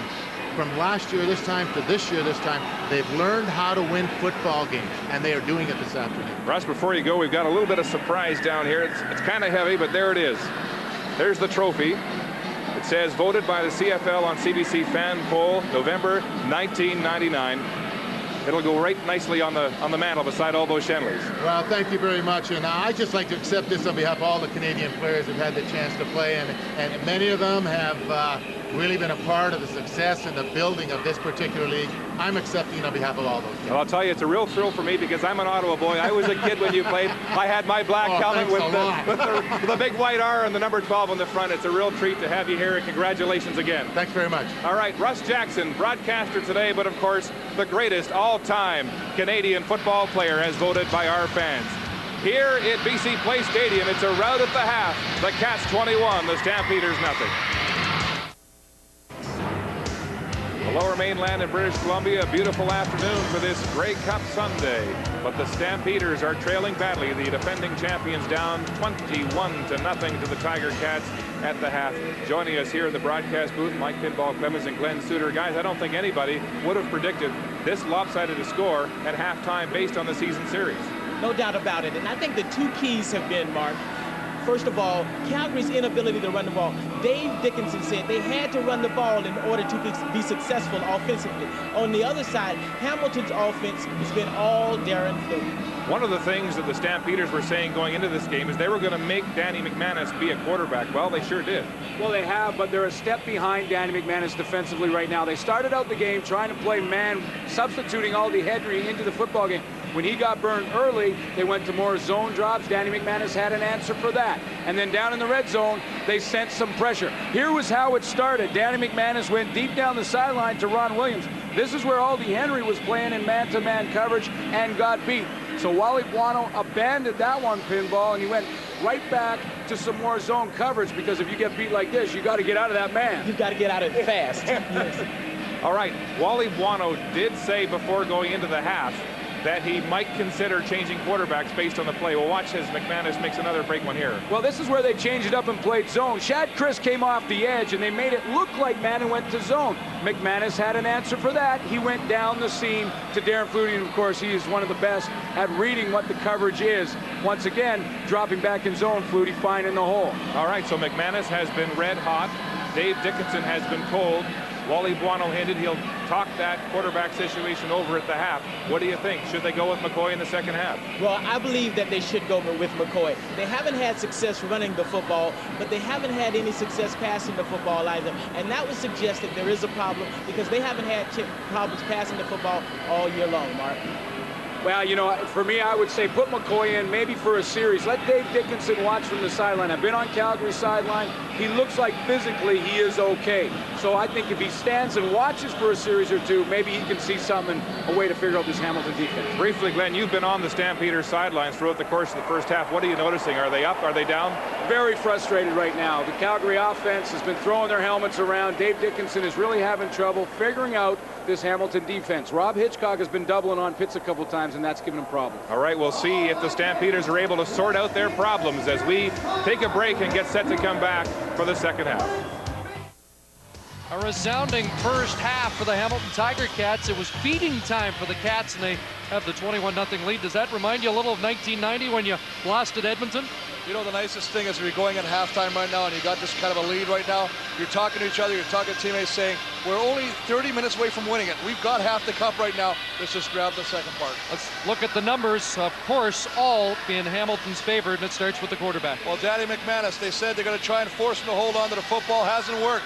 Whatever they're throwing at him, cover man, 228 yards. Dave Dickinson, you know, as they say, talk about the fact that maybe he hasn't got enough time to throw the football. His offensive line has given him time to throw the football, but the secondary of the Hamilton Tiger Cats and linebacking crew have done a great job of coverage. Top 2 receivers in the Canadian Football League in terms of receptions, but what a difference today. Well, I tell you what, Alan Pitts had the big catch that was ruled a no catch. We saw it wasn't, but look at Darren Flutie. 4 catches, 50 yards last Grey Cup. This game, 9 and 103, a touchdown already. And that's only 1/2 of football. Those are great game stats. Absolutely, and I know there's a Buffalo Bills quarterback smiling right now as he watches this. Let's take a look at the possessions for the Hamilton Tiger Cats, and what a productive first half. Well, I tell you what, if you look at this is a great fun. This is beautiful. I love this thing. But take a look. You got 3, 5, 7 possessions.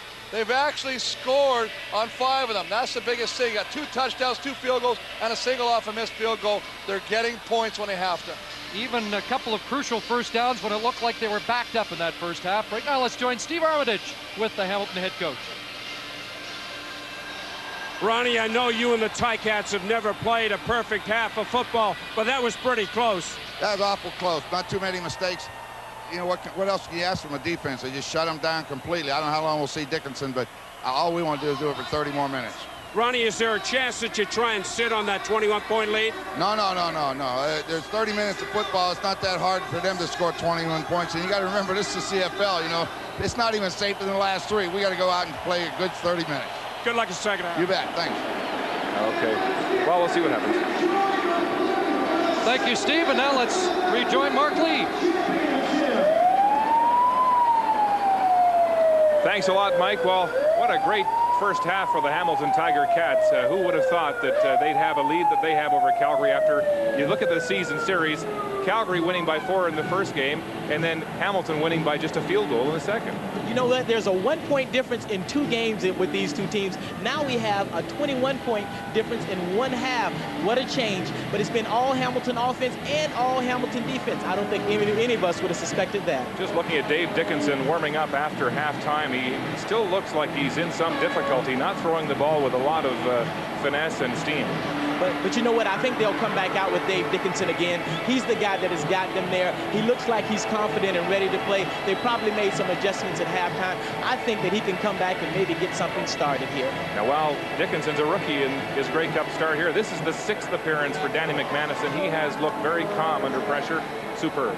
Danny, magnificent. That's why he's the most valuable player in the league this year. And he's gone to his main man, Mr. Abracadabra, the magic man, Darren Flutie. He's done an outstanding job in this first half. Now, much has been made about the sixth sense between Darren Flutie and Danny McManus. You had a great relationship with Doug Flutie. Is that true? Does that happen out there between a receiver and a quarterback? No doubt about it. Obviously, in the first half, these 2 guys are on the same page. They feel each other. They see the zones. They know the defenses, and they're both thinking the same thing, and it's obvious from their first half performance. 9 catches, 103 yards for Darren Flutie. And 1 touchdown, along with 1 by Ronald Williams, and it's 21-0. Tiger Cats ahead of the Stampeders as we start the second half. Back to Chris and Chris.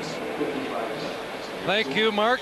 Ron Lancaster in the driver's seat right now. The Calgary Stampeders were 2-3 when trailing at the half this year, but Wally Buono never faced a deficit like this at halftime. You know what, but you still got to say, if you're a Calgary fan out there watching this game right now, this is Canadian football.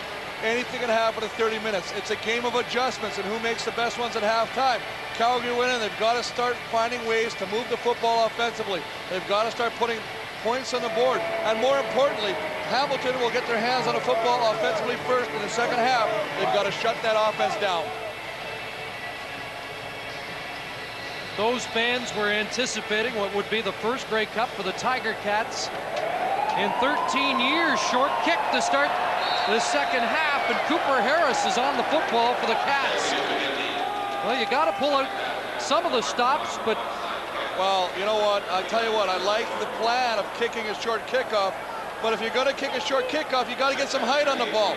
I mean, he tries to dribble a ball, takes a Tiger Cat bounce, if I would use that term, just goes right into Cooper Harris's hands. He comes right up with the football, goes down, and now, instead of pinning Hamilton deep, you've actually let them have the ball offensively running your side of the football field to start the second half. Boy, short field to start for Danny McManus at the Stampeders 48. Again, lots of time. A flag in the secondary as Archie Amerson has the catch at the Calgary 41-yard line. That penalty marker well away from the play. Well, it was on the opposite side of the field. Mike Morreale feeling that he was juggled with, pushed with by Jackie Kellogg. We'll have to see what the call is. Legal contact and receiver. Calgary number 3. First down, Hamilton. It is Jackie Kellogg.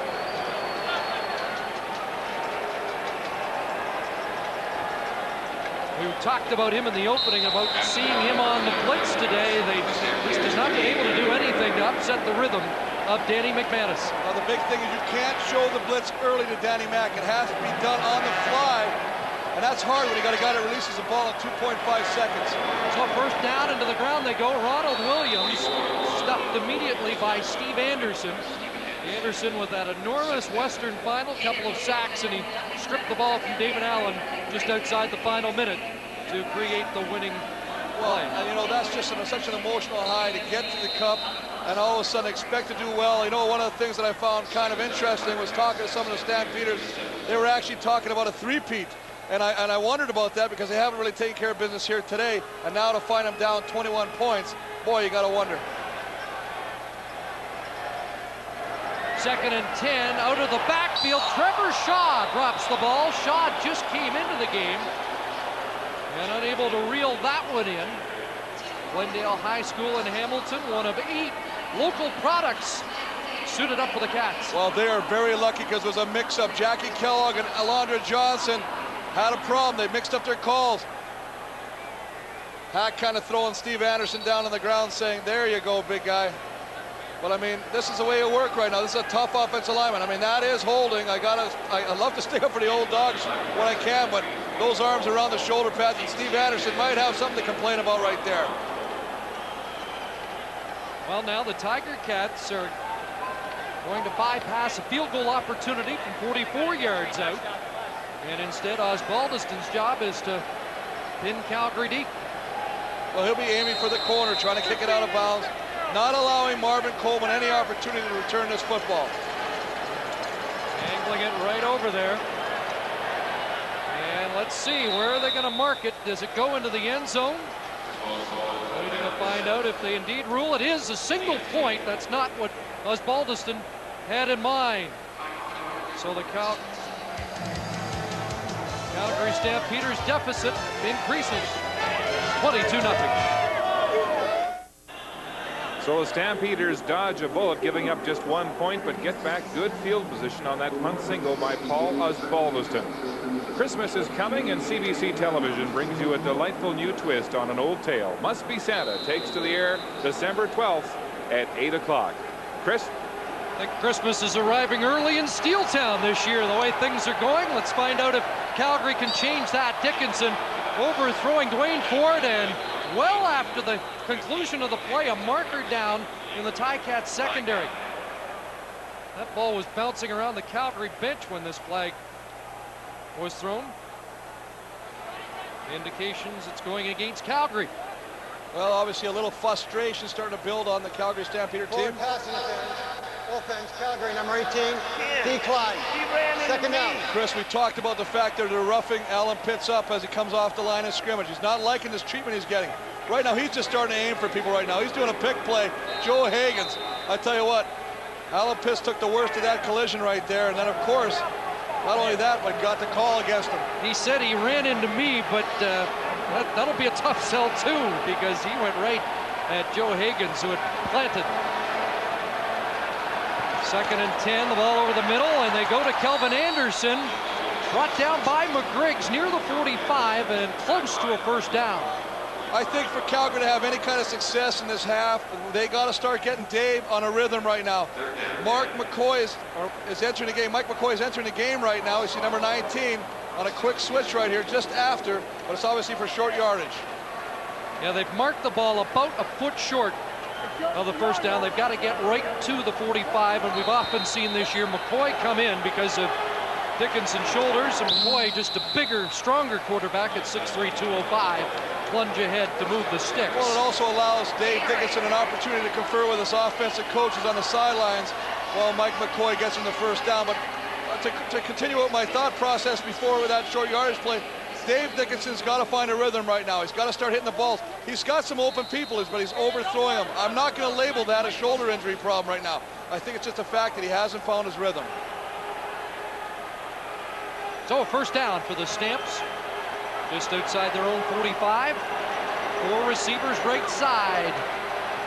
And Dickinson airing it out, looking downfield. Travis Moore! And Moore is down at the 6.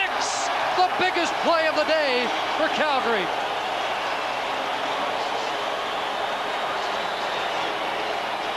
Well, Travis Moore gets the coverage he wants. Recognize it, Dave Dickinson. Now he's taking a lot of question mark about the fact that his shoulder's thrown, but I tell you, look at this. Working on Chris Schelling, taking him inside, taking him out and back to the corner right now. Ball is on a nice throw, nice rope right here. Travis Moore with the catch. Schelling has to catch up to him and bring him down, but not before a huge gain. The biggest one of the afternoon for the Calgary Stampeders. 57 yards for Moore, who was second in yardage in the league this year behind his teammate Alan Pitts. Now can the Stamps punch it in? First and goal from the 7. Dickinson rolling left, has Danielson, touchdown.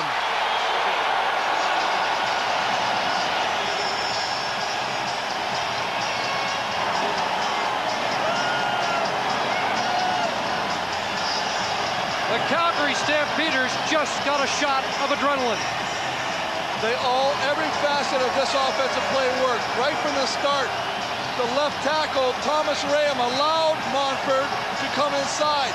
That allowed him to push him down, giving Dave Dickinson the outside so he could roll outside. He had no pressure, threw the ball on a rope. Dave Danielson, in coverage by Lamar McGriggs, takes the pass and easily beats him into the end zone. 2 well-executed plays by the Calgary offense on that drive. Stampeders are on the board. 4 minutes, 28 seconds into the second half here in Vancouver. Hometown boy from Vancouver, top Canadian in last year's Grey Cup game, gets Calgary on the board. Well, just a nice job. We talked earlier. Look at Thomas Ray on 53, pushing Joel Montford, 53, inside. That, in effect, gives the corner to the outside. I mean, this is what you want. Here's Joel Montford. Take a look at this now. Watch as we run it. He gives him the inside, washes him down here. This allows him to come to the outside, unabated in his throwing lane. Nice job of execution. Danielson gets the lead on McGriggs, walks into the end zone. Well executed. Archie Amerson. And Archie finds a seam, flag down as he gets to midfield. Andre Arlane with the tackle. Let's find out what the penalty marker's all about after that 36-yard return. But the Calgary faithful starting to make noise here at BC Place Stadium. And it's going against the Tabbies. Holding, Hamilton, number 99. First down. Jeff Cummins called for holding.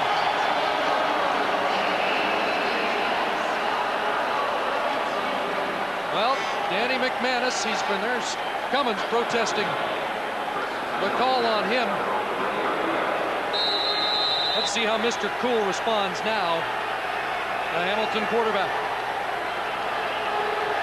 You'll love to answer opponents' points with points of your own. Almost definitely.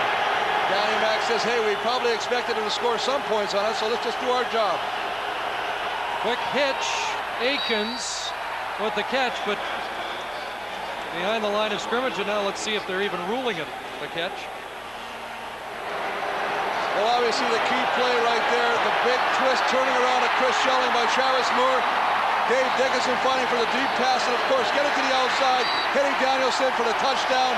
2 big plays for this Calgary, I don't want to say offense, but for the whole team, because now they got some life. On defense, they said, you know what, we've seen our offense score. Now the defense is saying, let's give them the ball back. And we'll file away the Mike McCoy suggestions for a little while now, as Dickinson gets it going. They do rule it a catch, and it's 2nd and 11.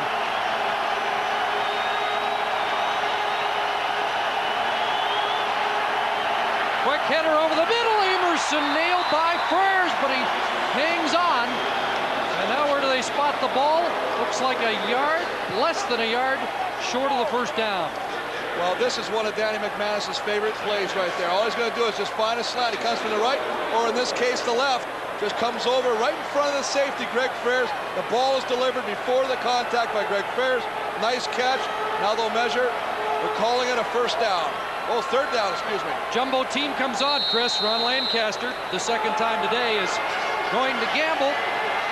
Third and, well, it looks like about a foot. And McManus submarining ahead. And that should move the sticks. Well, we've talked to Ron Lancaster about McManus over the years, and I think there is a lot of Ron Lancaster that he sees in the Hamilton quarterback. Very similar in stature, style. And probably the ability to overlook situations, to overgrow them.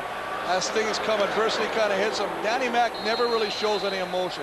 I guarantee you, though, today he'll show it if after the next 2 quarters they still are on the winning side of this football game.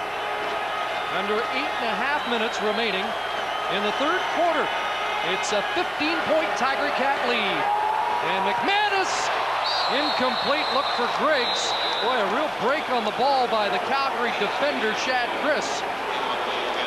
Well, not only a great break on the ball by Shadwick Chris, but also just enough of a distraction that Griggs did not come up with the football. Just enough to make his eyes kind of peek out of the side, the peripheral vision, if you would. And he takes his concentration off the football just that split second, and that breaks that play up. The rookie's had a fine season replacing Eddie Davis, who went down with a knee injury, but he's had his hands full with Flutie today. 2nd and 10, McManus over the middle, and the catch by Emerson again. It'll be close, but I think short of the first down as Jack Kellogg brings him to the turf. And again, a safety blitz. Greg Frères is coming. They're bringing everybody. What happens now? Archie Emerson sees that Jackie Kellogg has got to pick him up, but the ball is thrown quick. The ball is thrown, more importantly, on the money where only Archie Emerson can make the catch. I mean, look, there's the pressure. Steve Anderson's not being blocked. The ball is thrown to the perfect spot. Unfortunately, just a little short. Yeah, it was this time just over a yard away from the first down. And Ron Lancaster will not take a chance when it gets that far out. 3rd and a yard and a half. And Osbaldiston comes in. Marvin Coleman has run 2 back this season.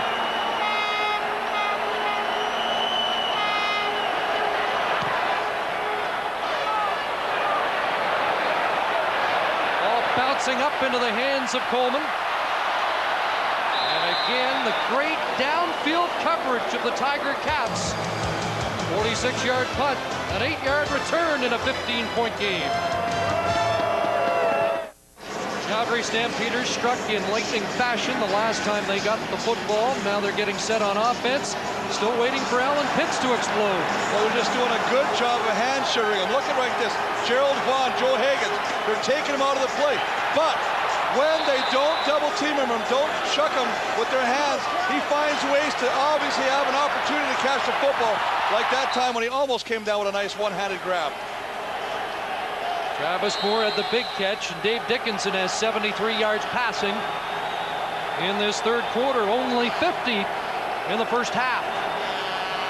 They think they hitch one side and give it to Dowdell. Dowdell pushing ahead, has a first down and is out of bounds beyond the 35. Nice job of looking one way, throwing back against the grain to Dowdell. It's a little hitch screen. They ran so successfully against the BC Lions last week in the Western Final.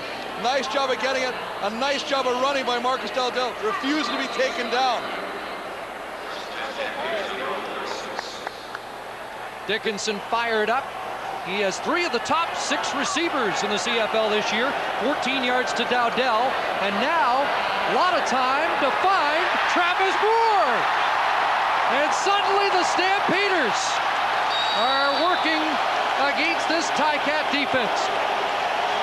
Well, again, much like the touchdown play, Thomas Rayam knows that Joel Montford will try and beat him inside. Cheat, if you would, to the quarterback. He uses his big size. I mean, this is a 6'7", 350-pound guy. Pushes him inside. This allows Dave Dickinson to get to the outside, have the time to find his receiver, Travis Moore, coming across the middle. Stampeders going without a huddle at the Hamilton 43. 1st and 10. Dickinson doesn't like what he sees. Now delivers. Pitts has the catch at the 28. That's another first down. 15 for Alan Pitts. And more important than that, Chris, Dave Dickinson is finding a rhythm. He is finding his groove. Those are some of the, since he's come out and orchestrated the last touchdown drive, we're finding right now that he's throwing the ball on a rope. He's really getting a nice motion, a fluid throwing motion. It's not stuck in the middle. His shoulder appears to be giving him no concern right now. Mike Campbell is down. And although you never want to anticipate this, at the end of the replay, Campbell was on his feet, and he may be trying to slow down this Calgary attack. He's a wily vet. Mike Campbell, a 10-year veteran, former Toronto Argonaut, was on the winning side in the '91 Grey Cup game against the Calgary Stampeders. Well, let's watch. There's Mike Campbell. And suddenly, down he goes. Obviously grabbing the back of his hamstring right there. It might be a cramp too. You got to remember, we're indoors. A lot of these times when you're playing in the fall, you don't have to worry about fluid loss. Right here, when you're inside, it's a little warmer. Body doesn't use, is not used to doing it right now. It looks definitely like he's really tender on that back foot. Yeah, he's in some discomfort, and one of the hosers is going to have to come out of this game for at least a few plays. One of the McKenzie brothers, but he's a tough guy from Slippery Rock. If he has any opportunity, he's just loving this game. You'll have to shoot him to keep him out of this football game. Jeff Cummins will check in. Calgary with 6 first downs on their last 6 plays. So they've obviously got something figured out after the halftime break and the adjustments with offensive coordinator George Cortez. 1st and 10. And Dickinson trying to weave his way out of traffic. What a run! Dave Dickinson down at the 18-yard line. That's close to a first down, but he's staying down. And that's the danger. Well, as you say, Chris, what a remarkable run by Dave Dickinson. Just going to fake a little play action pass, something they thought would be very successful against the Hamilton Tiger Cats. But look at him avoiding Joe Montford. Jeff Cummings keeps running. Just when everybody thinks they're going to bring him down, he slides down. Now you see him tucking that arm right there. The shoulder is definitely going to give him some concern on that. He looks over at the bench. He was clearly in discomfort. Got a little bit of a break. They had to measure for the first down. Gives him more time and gives Mike McCoy time to heat up on the sidelines. Well, the Stamps said they were supercharged by his courage coming back into the game in the 4th quarter last week. And maybe the same kind of result is happening here as he stays in.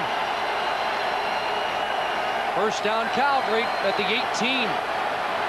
Pumps, throws, Pitts wide open. Touchdown Calgary. We've got ourselves a game.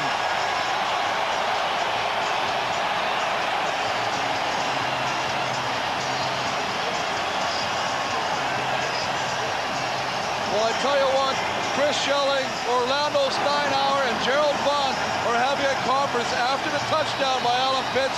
Obvious breakdown in the secondary coverage. Alan Pitts, the wily veteran, finds himself wide open. Dave Dickinson pump fakes. Nobody picks him up, and Alan Pitts is wide open in the end zone. The Champs have dragged themselves off the mat, and they're back in it with just under 5 minutes remaining in the 3rd quarter. It's now an 8-point Tiger Cat advantage as the greatest receiver in CFL history hauls in a touchdown pass from a gutsy quarterback. Oh, gutsy is the word right here. This guy, what a warrior, what a trooper. Great run to keep the drive alive. Takes a hit, his shoulder looks like it's bothering him. Look at Alan Pitts. He just falls around. Orlando Steinauer falls down. He knows, oh my God, he says, I just lost my man. He goes into the back of the end zone for one of the easier touchdowns he's probably ever gotten in his career.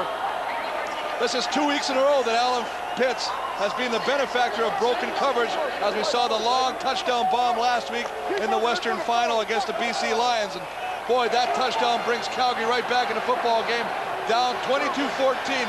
But more importantly, time left in the third quarter and the whole fourth quarter to play yet. We'll see Glenn Suter in, eavesdropping. We'll get an update on Dickinson's arm.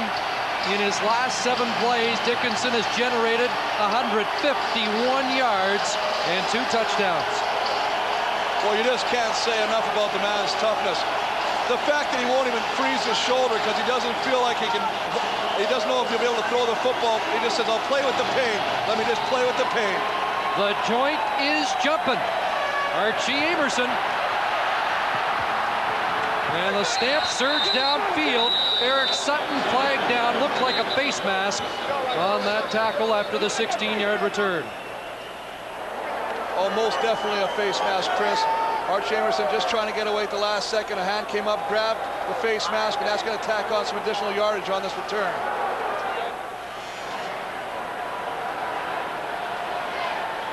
Ken Lazarick sorting it out. Major foul, face mask. Calgary, number 47, first down. 27, Eric Sutton. Got his hand up into the mask of Amerson, and that spots the ball at the Hamilton 50. Stamps back in it, but they still have an uphill battle, and they still have to contend with Danny McManus.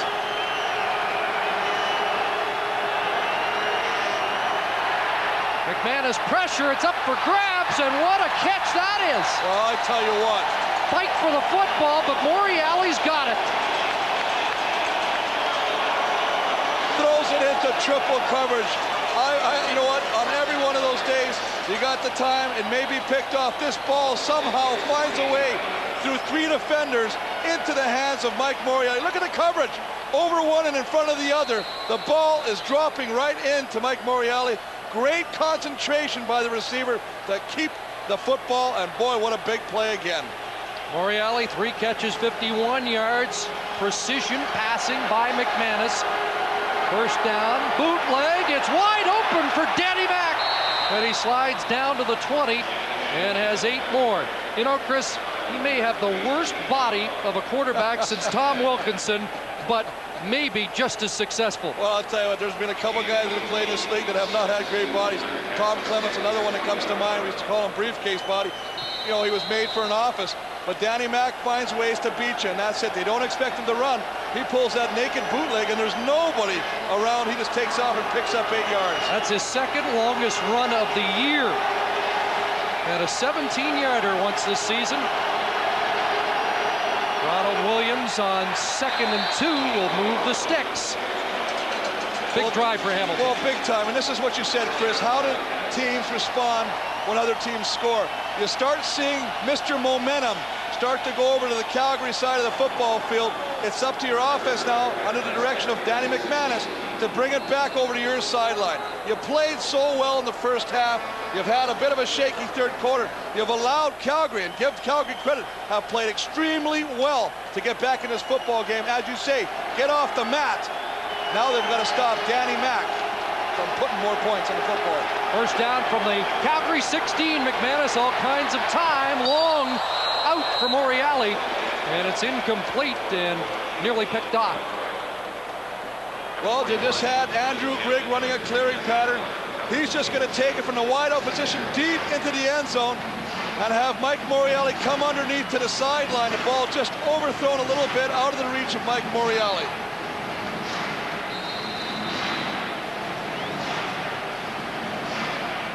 Wally Buono quickly sending Aldi Henry an extra deep B in, and Traversey's going to have to scramble to the sidelines before the snap of the ball. A little disorganization defensively. Long hitch pass, Andrew Grigg, and he won't get outside. He's pushed out of touch, short of the first down. So the defense was scrambling, but gets the job done. And they try to get a little hitch pass out there, try and get some blocking in front of them, bring them back inside the blocks, and hopefully spring them for a touchdown. But the Calgary defenders would have none of that. They do a great job. William Hampton staying with them all the way, and Eric Sutton coming over to help push him out of bounds, forcing a Paulus Balderson 20-yard field goal. I hope Andrew's wife, Grace, doesn't get too excited today. She's 8 months pregnant, cheering on in Section 10. He says he doesn't want to see the paramedics up there today. Here's Osbaldiston putting it through, expanding the lead. 25-14, but maybe a little consolation there for the Stampeders defense.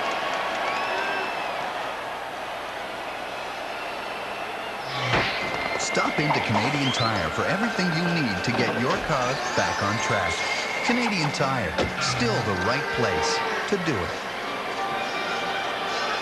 Last 2 possessions for Dave Dickinson have resulted in 5-play touchdown drives. And we're going to check in with Glenn Suter. Dave Dickinson, Chris, said his shoulder is fine. It hurt when he hit the turf, but he's okay, and he'll obviously go. He said at halftime in the adjustments, they didn't make any. They're just making the plays now. And I saw Henry Burris, one of the Calgary quarterbacks, out for the year during halftime. Here's Dickinson out of trouble to Danielson at the 40, and a 5-yard catch. And Burris was saying the same thing. The coverages Hamilton employing aren't that complex. He was a little surprised at how sluggish the offense was. Well, we talked about the fact that we thought Dave Dickinson just had to find a rhythm. That was it. Just get the throwing motion down. And I mean, we could talk about taking the football back to the center, setting up, but it's actually the fluid motion. Quarterbacks, when they get in that rhythm, when they're hot, it's just a quick flick and they get it going. He's in a groove, completed 8 straight, 2nd and 4. Time to throw. Danielson drops the ball. Vince would like to have that back.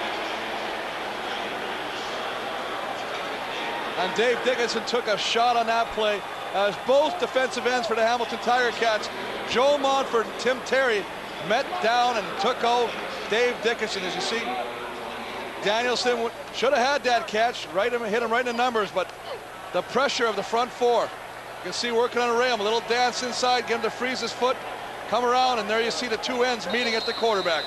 Right on the left shoulder. Boy, he's resilient. Final minute, 3rd quarter. Martino, Tony Akins. And Akins nailed right at the 40. Kevin Johnson, the linebacker out of Ohio State, just 34 yards on the punt by Martino.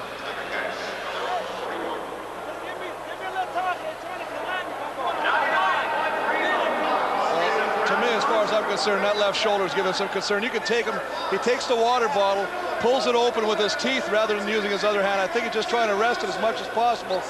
I mean, you can't question the toughness. You can see he took a shot right on the hand there. He's got a shot. He's looking at that. The face of his left hand is also swollen. He's been battered and bruised since week 2 of the season.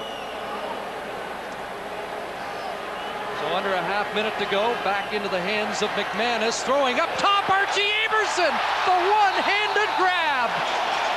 Boy, these receivers have done a job today, haven't they? Well, they have definitely come to play. That is, again, another, what a great catch.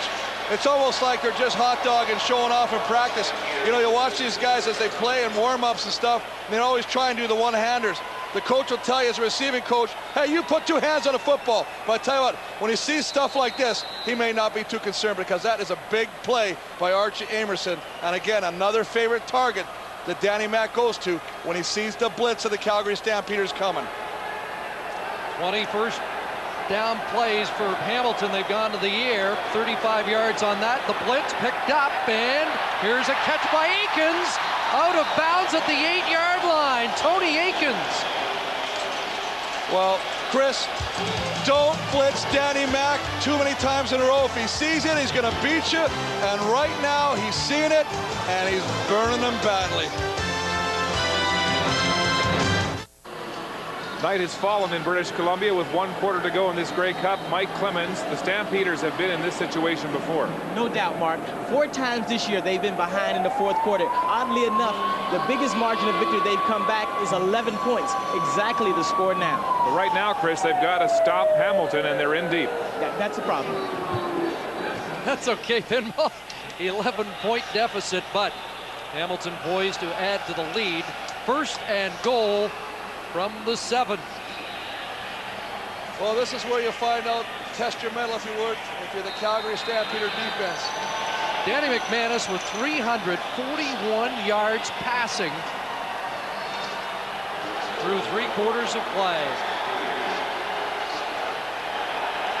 Stamps defense trying to urge the fans to make some noise here, trying to disrupt this Ticat attack. McManus looking in the end zone for Flutie. Touchdown!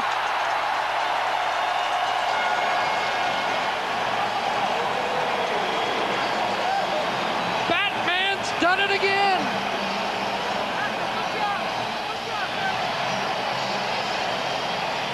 I'll tell you what, Chris, what a remarkable throw by Darren Flutie.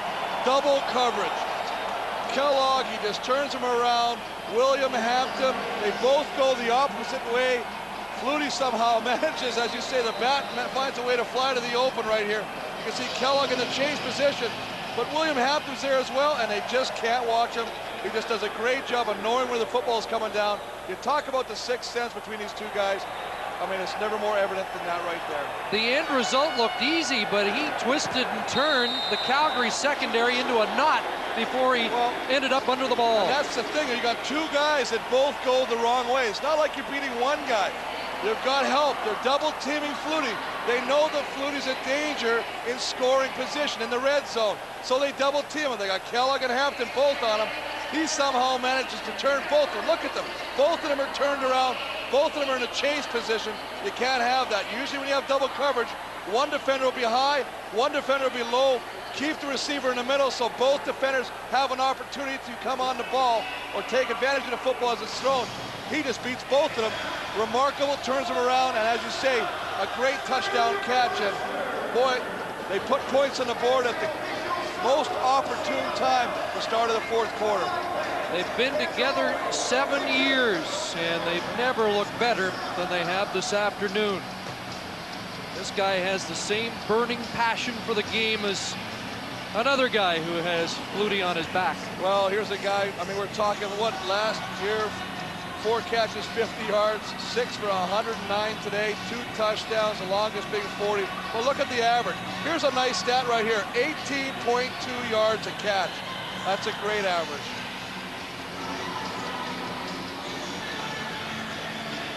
(32-14).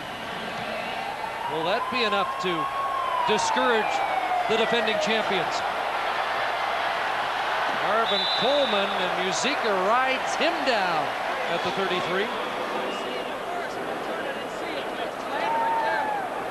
Nobody really is supposed to talk to Danny McManus, but Darren's the only guy allowed to break the rules. When you put up those kind of numbers, I mean, you definitely, but you notice in that last picture as we watched the catch by Flutie, and of course the touchdown here when he turns the 2 defenders around, they're still not sitting side by side on the bench. They're a little ways apart, but yes, they are communicating.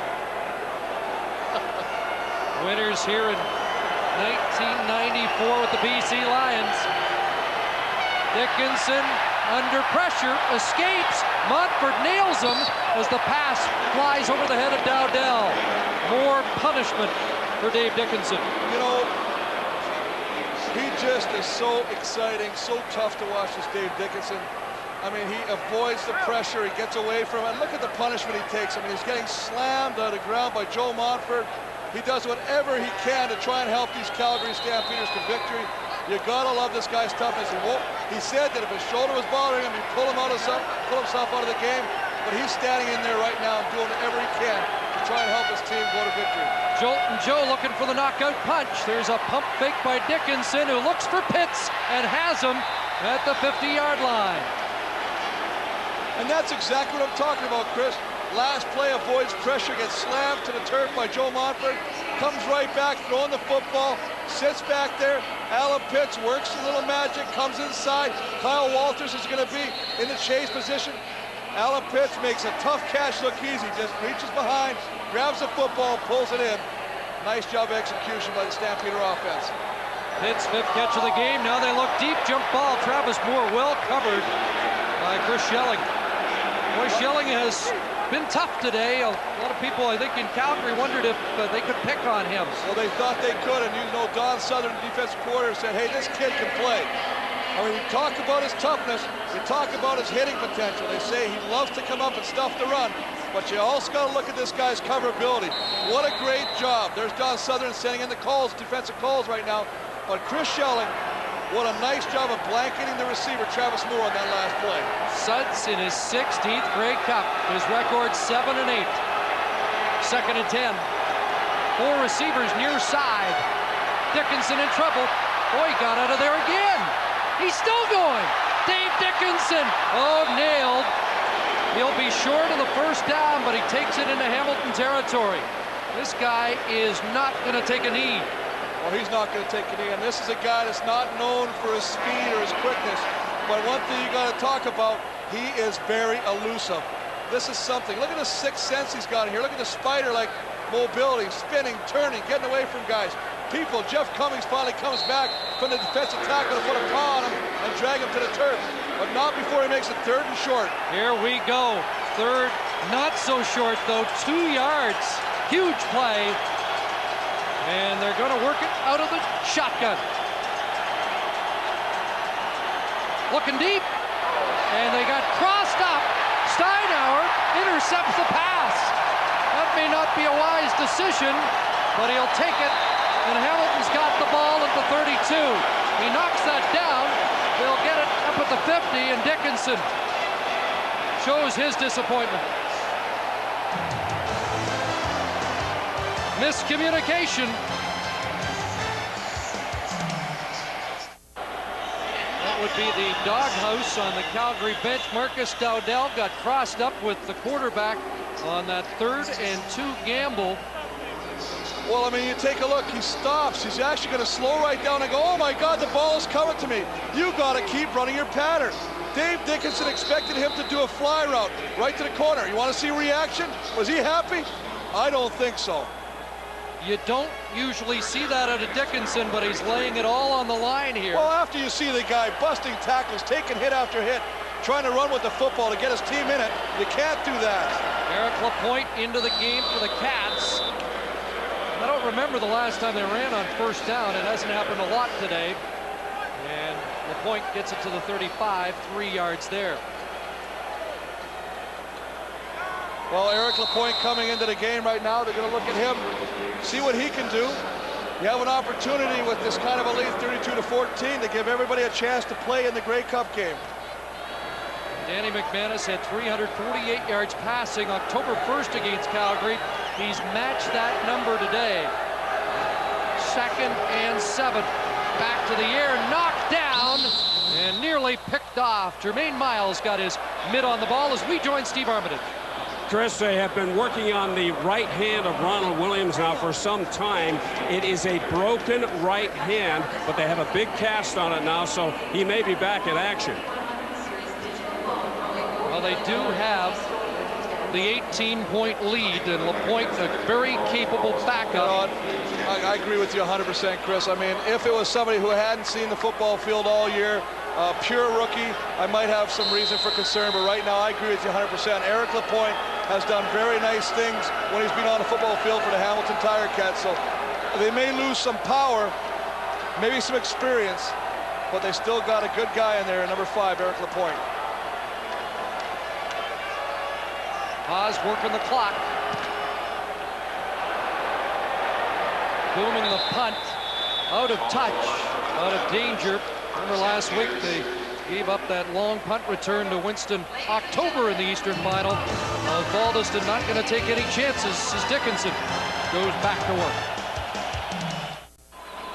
Welcome back to BC Place Stadium. Hope you're enjoying our coverage of the 87th Grey Cup. Right now, let's check back in with Glenn Suter. Chris, after the third down gamble, Dave Dickinson was screaming over here on the bench, so much so that offensive coordinator George Cortez couldn't talk to him. Pitts went over and said, calm down. We need you the rest of the way if we want a chance. It's uncharacteristic for a guy who's got the cool of an accountant usually, and Cooley gets to Travis Moore there, but the frustration we saw, the net result of the punishment he has taken today. Well, the punishment, the fact that he's being hit 10 times, but this is after one of his receivers, this particular case, Marcus Dowdell, does not go through with his route, stops midway, ends up an interception by Orlando Steinhauer in a third down gamble, and as you see by that illustration, Dave Dickinson was not a happy camper. First down underneath Anderson into Hamilton territory and cut down at the 53.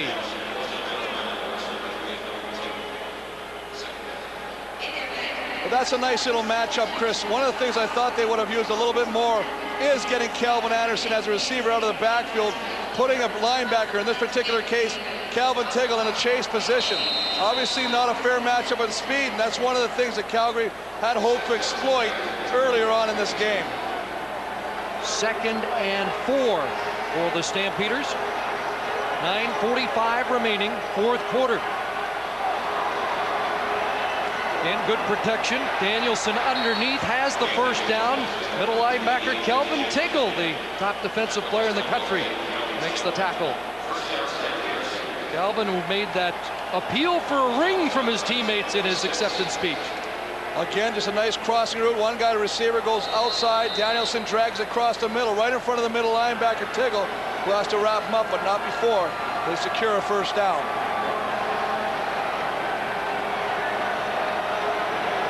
Dickinson back in the hurry up, big to Anderson. Dowdell trapped it. Incomplete.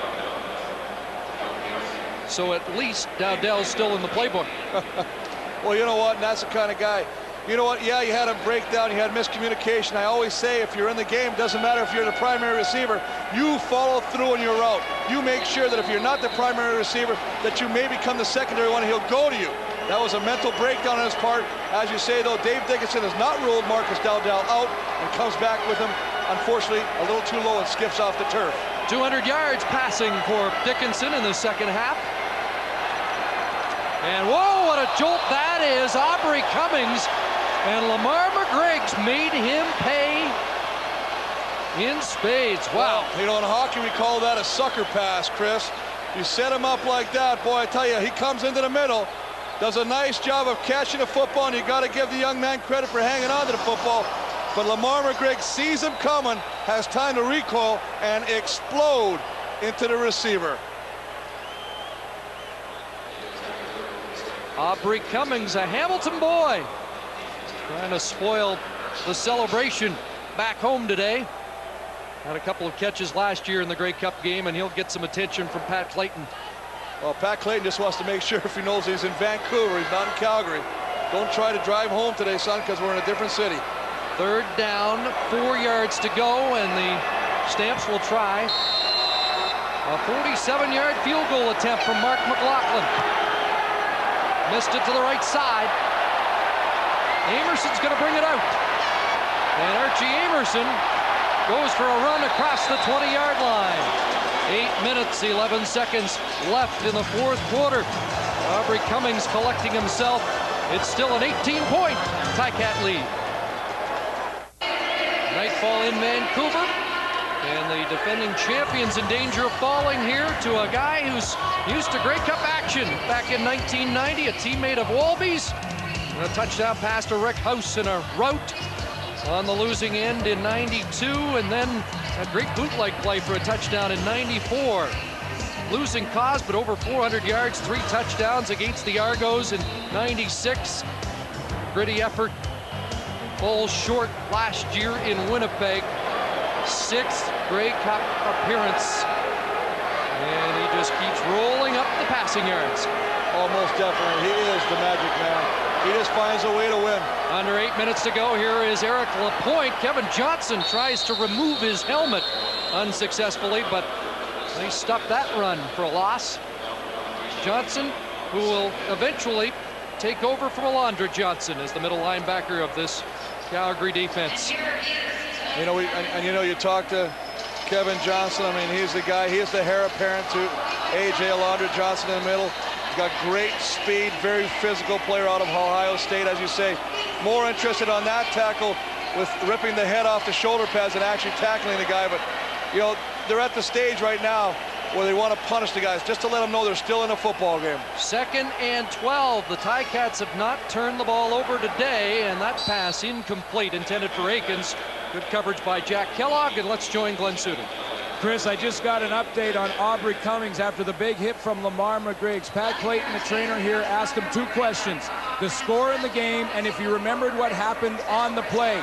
He didn't know either. He's going to be out of the game at least for a couple of series so they can reevaluate him. Tell him not to feel bad. I often have to check the clock, too, to get the score. Well, you know what? Especially on a hit like that, it's not the initial contact. But as a guy hits you, you get that whiplash reaction where your head slams to your chest and then slams back. And then, of course, when your head hits the turf. So you got 3 movements on that head on your spinal column. Boy, I tell you, that can shake everybody. Give that boy some Advil. Osbaldiston to punt, and Calgary should get pretty good field position, but time starting to tick away on the defending champs. And what a punt by Oz. Inside the 40 for Coleman, sidesteps the first wave, and Marvin Coleman with a nice run back over the 50 and 1 trip away from really busting it. Mark? This is the last game of the millennium in the CFL, the year 2000, just around the corner. Watch CBC television on December 31st for New Year's celebrations around the world and around the clock. Mike Clemens, you were just commenting here to me in the booth about the decision to go back to man coverage when Calgary defense had Danny McManus confused with zone. Right, they seem to have him at bay a little bit. Then they started to go back to the man-to-man matchups and got burnt a couple of times, cost them points. Chris? 18 points down. They need 3 touchdowns. Anderson. And he's forced out, and Dickinson is down and not getting up as quickly. Well, Mike Philbrick came through. Remember, whenever you're running a screen or releasing somebody, you want to let the lineman in. Not that quick, though. You want to hit him, release him. It's almost a 2-count thing to allow the quarterback to come back and set to dump the ball. It's just a screen pass, but look at number 77 come in here. Not only hit him, but drive him into the turf. Mike Philbrick, another one of the Hamilton natives, looking to bring the cup home. McCoy stays ready. 2nd and 1 for Calgary, and they send 6 receivers out. Big pump fake, and now the release man is Dowdell, and Steinauer pushes him out after a first down. 5:55 to go. There still is time, but Calgary has to be explosive, obviously, now. Well, most definitely right now. You can see Dowdell's just working inside. He's not cutting his route this time. Now he recognizes that the quarterback's in trouble. Take it back to the sideline. Catch, help your teammates out. He does a great job and turns up, gets a first down, keeps the drive alive. As you say, with 5:55 left, they've got to put some points on the board right now, though. They can't be content with trying to kick a field goal. 2 touchdowns came quickly in the 3rd quarter. But then the defense couldn't keep McManus off the board. Long throw, wide side, and Andre Arlane has his first catch of the year. Out of St. Francis Xavier, and a native of Grimsby, so he knows what it's like to cheer for the Ticats, but not right now. Well, they got such great Canadian talent at the receiver position right there. Another guy comes in, as you say, first catch. It's just a hitch pattern. 1 setback, throw the football, put in his hands, let him make a nice move, beats Chris Schelling and comes to the inside and picks up a first down. Arlane comes in because Cummings is still shaking off the effects of the McGriggs hit, and now Philbrick is down and getting attention. And those big guys may be feeling the effect of a long, warm afternoon. Well, you can see right here when they're grabbing the foot, bending it back right there. That's a true indication right there of a cramp. They're trying to stretch it out right now. It's either a calf muscle or maybe earlier in the case of Michael Campbell, a hamstring tightening. Mike Philbrick, Paul Osbaldiston both considered retirement after the 2-16 season 2 years ago. Ron Lancaster came in, and he changed all that. There's Aubrey Cummings back in the game. But Lancaster brought hope to the Ticat franchise. People started coming back like Osbaldiston, Philbrick, and they laid the foundation for what we're seeing this afternoon. Remember Osbaldiston telling the story yesterday about playing terribly earlier this year. Lancaster really chewed out the guys and then started talking about what they were going to do the week later.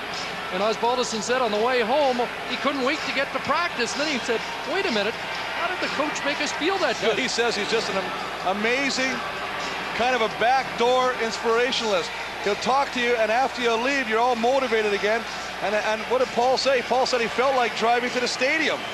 Let's get right at it. I mean, he said after the loss, he just forgot about it, put a new thought in our head. Our process has totally changed, and we look forward to coming back and correcting what we had done.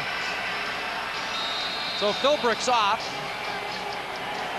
Jeff Cummins is in, and first and 10. Back to work goes Dickinson. With time, looking downfield, Pitts open, has the catch at the 1-yard line. Lost his footing, or he might have taken it in. Well, we've talked about this combination today. Gerald Vaughn working against Alan Pitts. Alan Pitts takes him deep and then comes back to the football. Just going to go downfield, fake to the outside, out to the corner. Now come back into the goalpost. Just a nice job of catching the football in front of Gerald Vaughn. 6th catch of the day, 96 yards for Pitts, who's never had a 100-yard game in the Grey Cup. Stamps knocking at the door, Dickinson rolling, and he's buried, drilled to the carpet. Rob Hitchcock finished him off with Calvin Tiggle. Well, they brought the blitz, Chris. They brought the total package. Number 73, the defensive player of the year. He's up the middle. Rob Hitchcock, the safety. Rob the Hammer Hitchcock. He comes. I mean, they just lay a licking. Dave Dickinson does not have any time to set up on this play, and as a result, loses yardage. Well, they don't run a whole lot down deep, but the gamble to pass now means it's 2nd and goal from the 8. And it was a quick play. That's why the offensive lineman tried the chop blocks or the cut blocks. Get the hands down so he can throw the ball quickly. Here's Dickinson. Danielson stretches out, makes the catch, but it's at the 1-yard line. He's not in, and it'll be 3rd and goal from the 1. Athletic play by Danielson. Well, this is what it's all about. This is suspense. It's a great job by Dave Dickinson. Nice protection by Thomas Ram on Joe Montford. Ball coming right into your living room right there. Danielson stretching out, making the grab. Ending up on the 1-yard line, though, but you gotta love the effort like that right there. Tries to roll into the end zone, but is touched by the Hamilton defenders. Labor Day against Edmonton, they were stopped on the goal line. Dickinson, Dwayne Ford, and touchdown, but a flag down. Penalty markers. Looks like offside Hamilton, and Wally Buono already considering the option on the convert. Looks like they'll go for 1. Offside, Hamilton, number 77, decline. Dwayne Ford with the touchdown. He's been with them for their 2 Grey Cup championships. Well, they got the double tight end system in there right there. You can see there's 7 across the front of the line. Just give Dwayne Ford an alley. I mean, he runs right over Joe Montford. Dwayne Ford is no small man. He is a walking house. He's built strong, and I mean, I'll tell you, if you look at him, he's been in the league a number of years, but you've never known.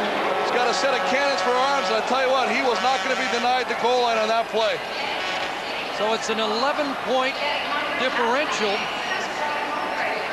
Wally Buono is probably going to need a 2-point convert here, but looks like he'll wait for the next touchdown if it comes before he tries that. Take all your positive points now. Make that decision when it becomes ultimately the only decision you can make. Let the decision force the decision. And now instructions from McLaughlin. They've already had an unsuccessful short kick in this game to start the second half. 3:06 left. There is time for a couple of possessions, but Calgary really has no margin for error now.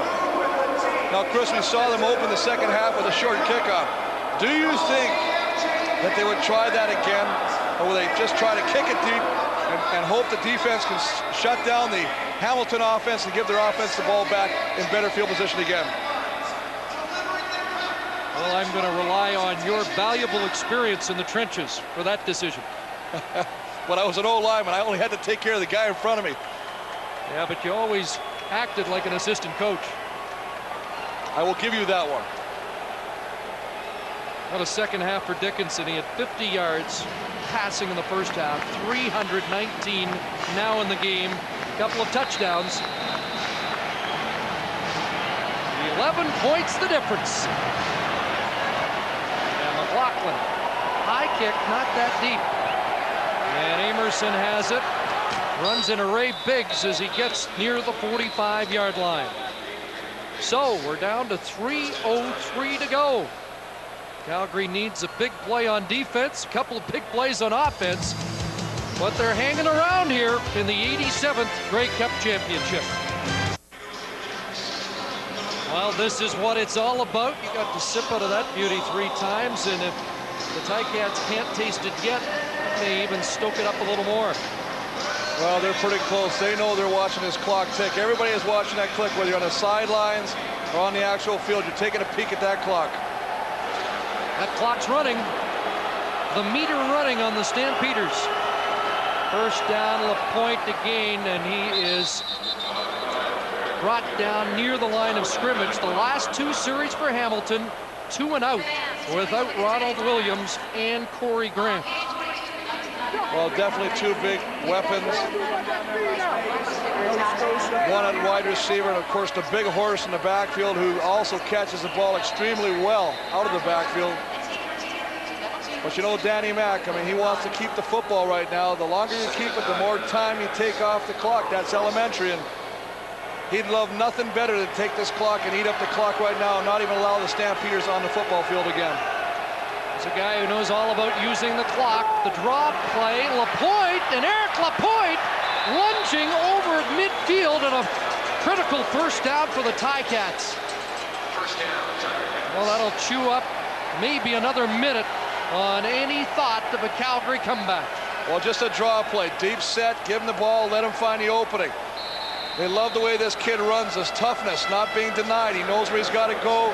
Hurdles, gets hit in one leg, but his momentum of his body still carries him forward. And, as you say, picks up a crucial first down, and now they got it for 3 more downs, and more importantly, going to eat some more time off that clock. He rushed for 187 yards in his CFL debut. He's got the ball again, and he's rumbling for more yardage, close to the 45. 8 more for LaPointe. Out of northern Quebec, you saw the piece Mark Lee had on the explosion of football in Quebec. He says he comes from hockey country, but they're recruiting football players out of there now. Oh, most definitely. I mean, he's just having fun. You know, you got to love this. He gets an opportunity to play in the biggest game. Everybody dreams of playing in this game. He's making contributions. He's run the ball well. The offensive line, they bring in the tight end, Bob Beveridge. These guys are having fun right now. They know they're a minute 49 away from drinking out of the Grey Cup and getting what's even more important, the Grey Cup ring that they'll never, ever lose. Second down, LaPointe again tries that left side, and he's close.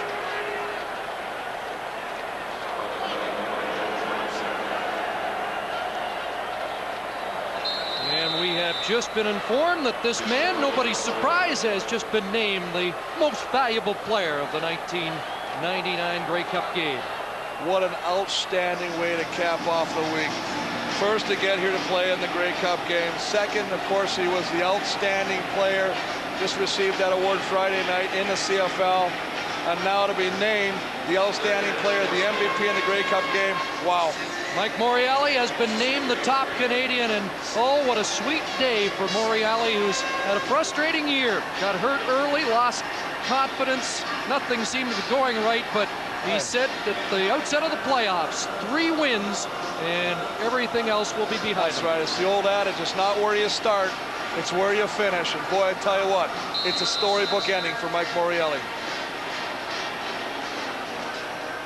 Another one of those Hamilton boys and a McMaster graduate to boot. Third down, less than a yard. McManus puts his head down and follows that great offensive line. what a year they've had. And you know, Ronald Williams was saying it was robbery that none of them were named All-Canadians after allowing just 7 sacks all season long. You know, and that's the real bad thing about it when you have a quarterback like Danny Mack who does such a great job of quick releasing the football. We showed it to you today, 2.5 the average seconds. But the thing about this offensive line, they still got to work. They still have the other facet of the football game, which is running the football. They're great run blockers. You got to give these guys credit. And I would agree wholeheartedly that they should have had at least one guy make the All-Canadian team. Traverse seat is getting attention. We'll take a break. Whatever your project, Canadian Tire can help it take shape. Canadian Tire, still the right place to do it. There's Jeff Traversy, just getting to his feet. Pat Clayton helping him to the sidelines. Outstanding player of the year, outstanding player of the Grey Cup game in his 10th year. Danny McManus finally getting the recognition he deserved, but give those Hoggies in front of him credit. Well, take a look right there. I mean, that is a wonderful stat. Look at the company. Look at the company he's in right there. Danny McManus tied with Russ Jackson, Bernie Filoni. Wonderful company. Great kudos. Congratulations to Danny McManus. After taking out the offensive line for dinner this week, he needed the winning share of the Grey Cup. Well, he said it cost him $1,500 to feed him. LaPointe keeps turning up yards at the 35. We're down to 101 and ticking. Russ Jackson next door to us. And the Stampeders will be unable to repeat. And well, something this franchise has never been able to do. You know, and they just showed Dave Dickinson on one knee. What a courageous effort by the quarterback of the Calgary Stampeders. I mean, did everything he possibly could have been asked for to try and lead this team to victory. Stuck in there, ran with the football, took a number of hits today, just couldn't come out with it. Eric LaPointe continues to carry the football, and the celebration's on. Well, I told you, one thing that the Hamilton Tiger Cats are not content with is just to run the clock and punt the football away and give the ball to the Calgary offense. I said they'd be happiest by driving the football down, not allowing the Calgary offense one more sniff of the football field. It's just a final statement on their season. 8th play of the drive. Yes, they are making or putting an exclamation point on this game. Ron Lancaster in his 10th trip to the Grey Cup, 3-6 until today. This will be his 2nd victory as a head coach, to go with 2 as a player. And Chris, you got to mention a guy like Derek McCready. You mentioned him earlier. Final game, bad wheels and all, is going to finally get the drink out of the cup, and more importantly, he's going to get that ring he'll put on his finger forever. Tore up ACLs in either knee and stayed with it because he wanted a ring. Anderson's got one, but he won't have another today. And now the fans on their feet for Danny Mack and the Tiger Cats. Timeout's been called, and the celebration is on at the Hamilton bench.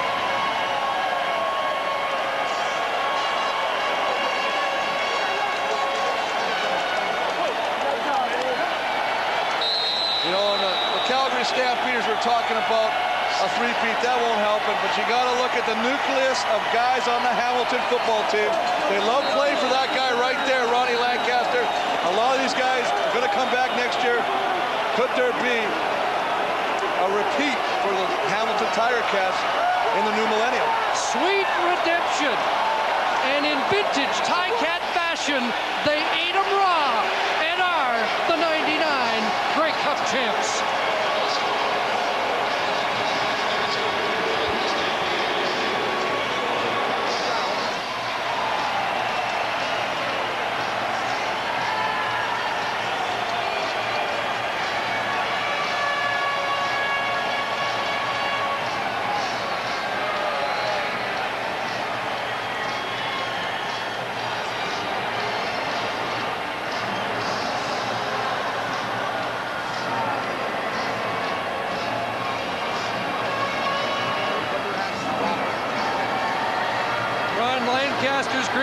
Mark Mueller just congratulated Grandpa. 4th Grey Cup. George Cortez offers his congratulations. 2-16 a couple of years ago. They got to the Grey Cup last year and just seemed happy about it. This year, they came back to get the job done. We talked about it all week, Chris. You said last week the players were just happy to be in the show. This year, they wanted to be the show, and I tell you what, they put on a show today in front of the fans here at BC Place and all the viewers at home. Because what a great game, what a display of execution by not only Danny McManus and the Hamilton offense, but what a display put on by that tough Hamilton defense. Ron Lancaster offering congratulations to Dave Dickinson. You saw Paul Osbaldiston, the only holdover from the 1986 Grey Cup team. There's 6 field goals in that one. And once again, he is going to celebrate a Grey Cup title. And there are some tears of joy from Paul Osbaldiston. You could just see the emotion right there as he goes into the crowd. He's got family and friends here. I mean, he's just doing it great. Let's go down to Steve. Thank you, Chris. Danny McManus, what a week. A Grey Cup, the outstanding player in the league. You are the MVP in this game. I'll tell you what, it's just a reflection of our ball club. It starts with our head coach and trickles down. What a great group of guys. We had the stigma of not winning a Grey Cup in the 90s. Hamilton has won it in every decade except that, so we had a lot of pressure on us, and the guys came through today. Danny, you were always so calm, cool, and collected. When are you going to let the emotion come through? I don't know. I mean, I'm still caught up in it right now. It still really hasn't hit me. But I imagine once I get to the locker room and start popping some champagne, things will get a lot better. Let's go to Glenn Surter. Thanks, Danny Mac.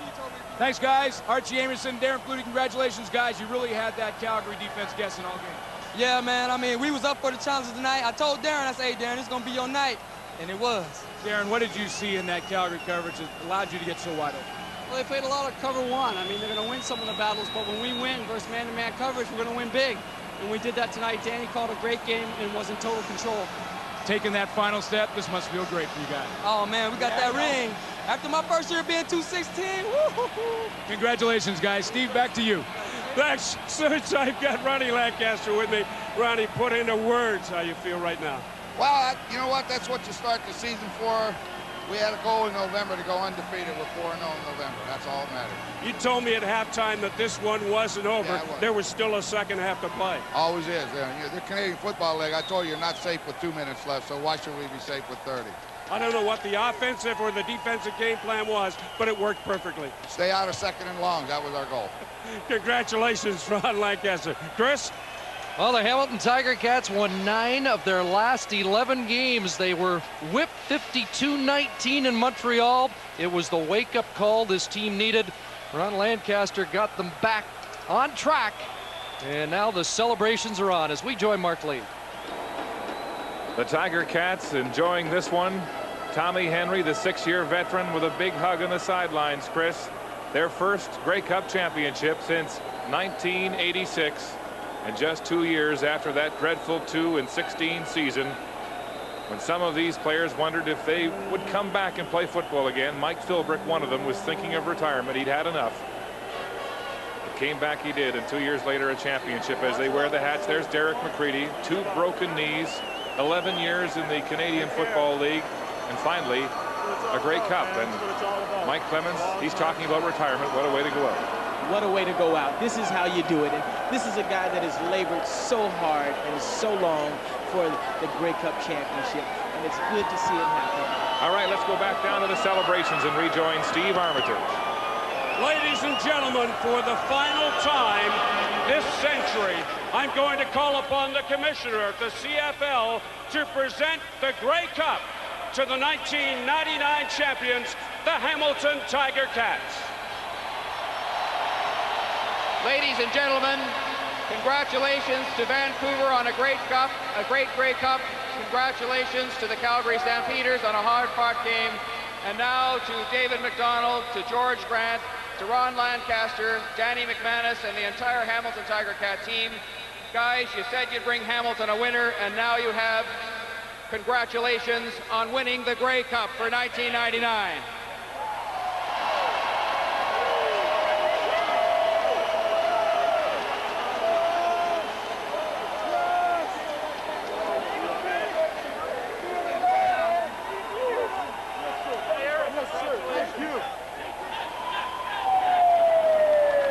The silverware is going to Steeltown. The Tiger Cats are Grey Cup champions with a 32-21 victory over the defending champions from Calgary. There will not be a repeat for the Stampeders.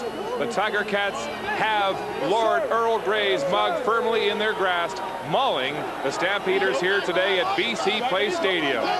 The celebrations continue on the field. When we come back, we'll hear more from the champions of '99.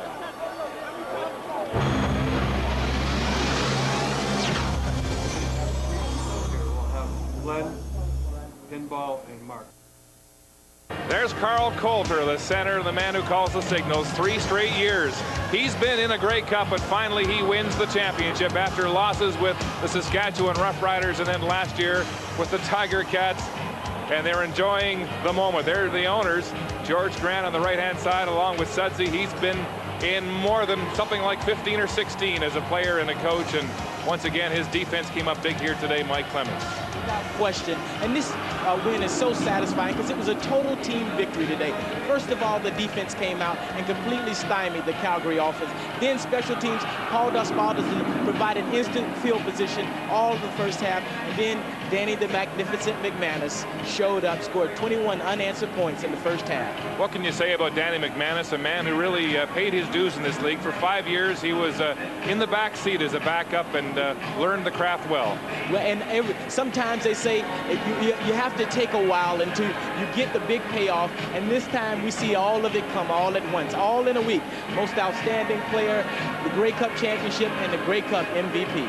It's nice to see these athletes celebrate the way they do. Football is such an arbitrary way of determining its championships. Unlike baseball, unlike hockey, there are no series. It's one game. It all comes down to this. The finality of it all, I think, adds to the euphoria that you sense with the celebration down on the field.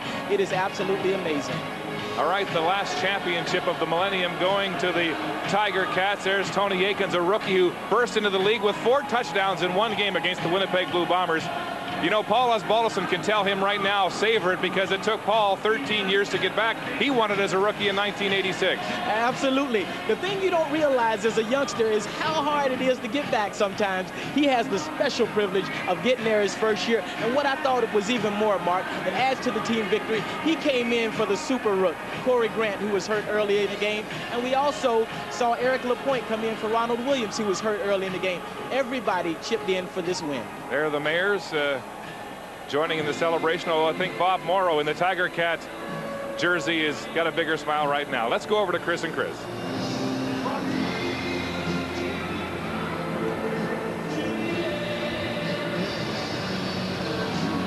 There's the winning dressing room as the Ticats celebration shifts inside. And, well, you tell us what's going on right now, because you know what? It's just the most remarkable feeling. I mean, it's all over. And you hate to say that, but it's done.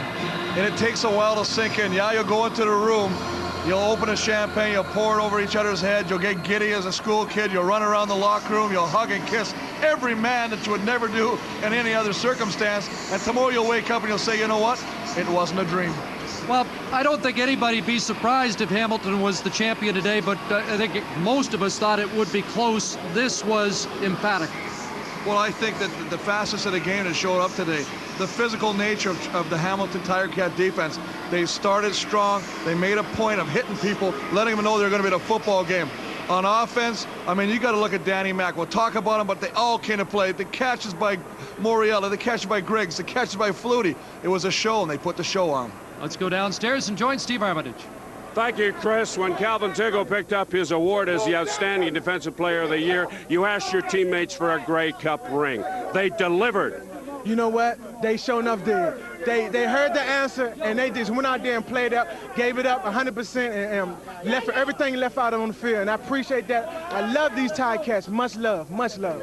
Can you tell us how big this win is? Can you put into words the emotion you're feeling right now? Oh, I can't describe it.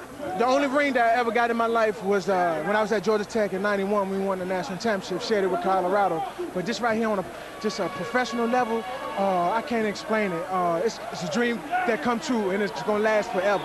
Calvin, you shut down a pretty good offense completely in that first half. What were you doing?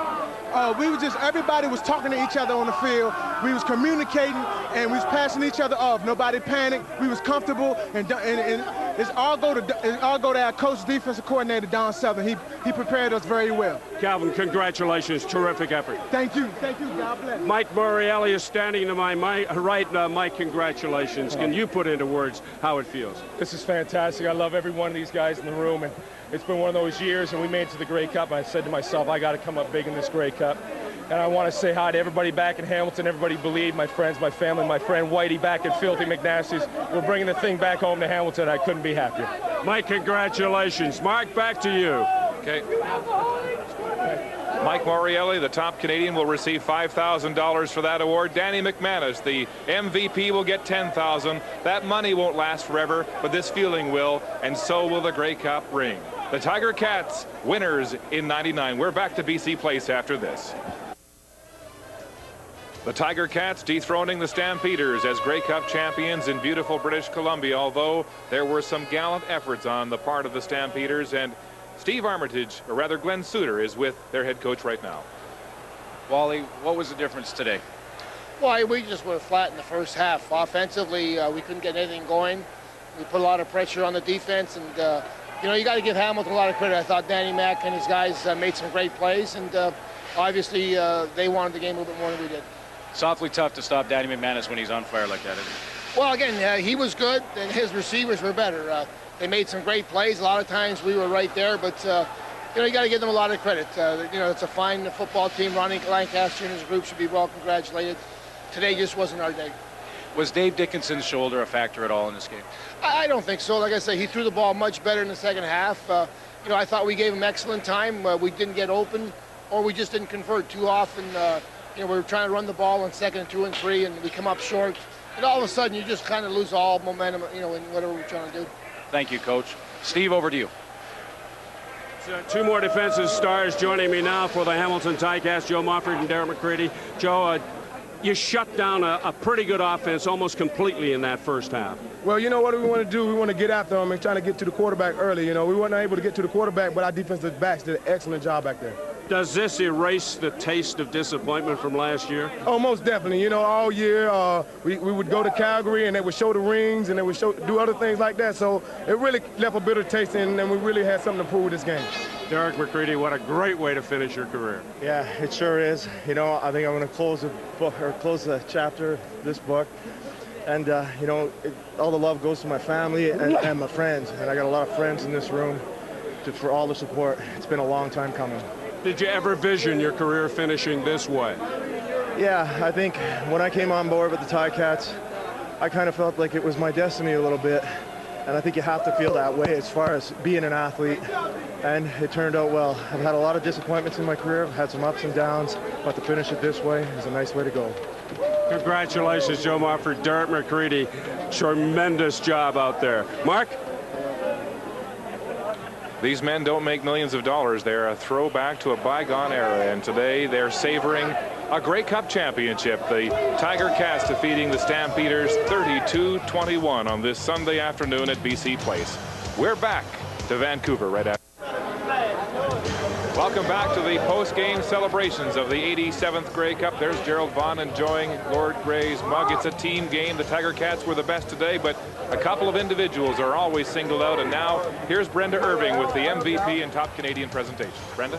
Well, thank you, Mark. Bernie Clement is the Western Regional Manager of Daimler Chrysler Canada. He has the honor of presenting the Most Valuable Player Award to an athlete that not only had a great game, but a great season as well.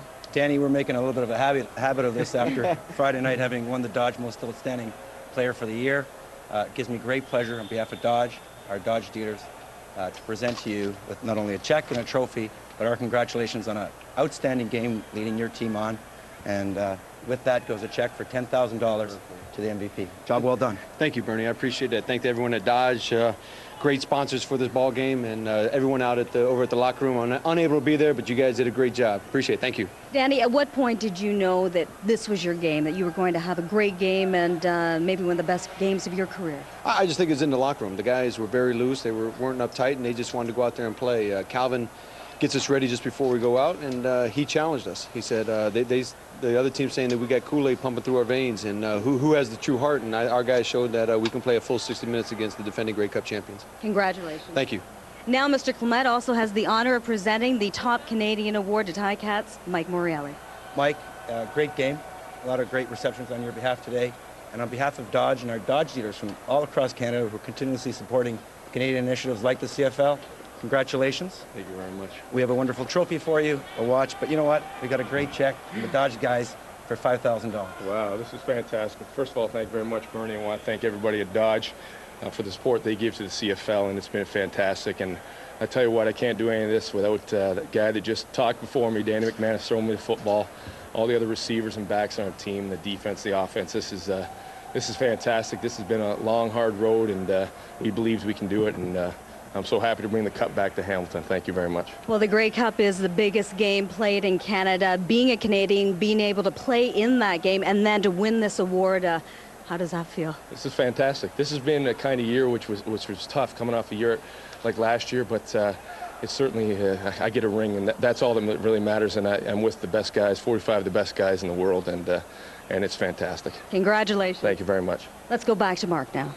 All right, Brenda, there's Mike Morreale enjoying the top Canadian player of the game in this Grey Cup. And you know, Mike Clemens, the Calgary Stampeders paid a lot of compliments to Danny McManus, but the biggest one was he is such an unselfish quarterback. That's what makes him so hard to defend. That's right. He's so unselfish that they don't know who he's going to throw the ball to. But you know, Danny said an interesting quote. I was telling him about the two-man that Calgary was planning to run. I said, how do you attack that? He said, I'm going to find Darren Flutie. Today, he did that. He also found Mike Morreale, his top Canadian from a year ago.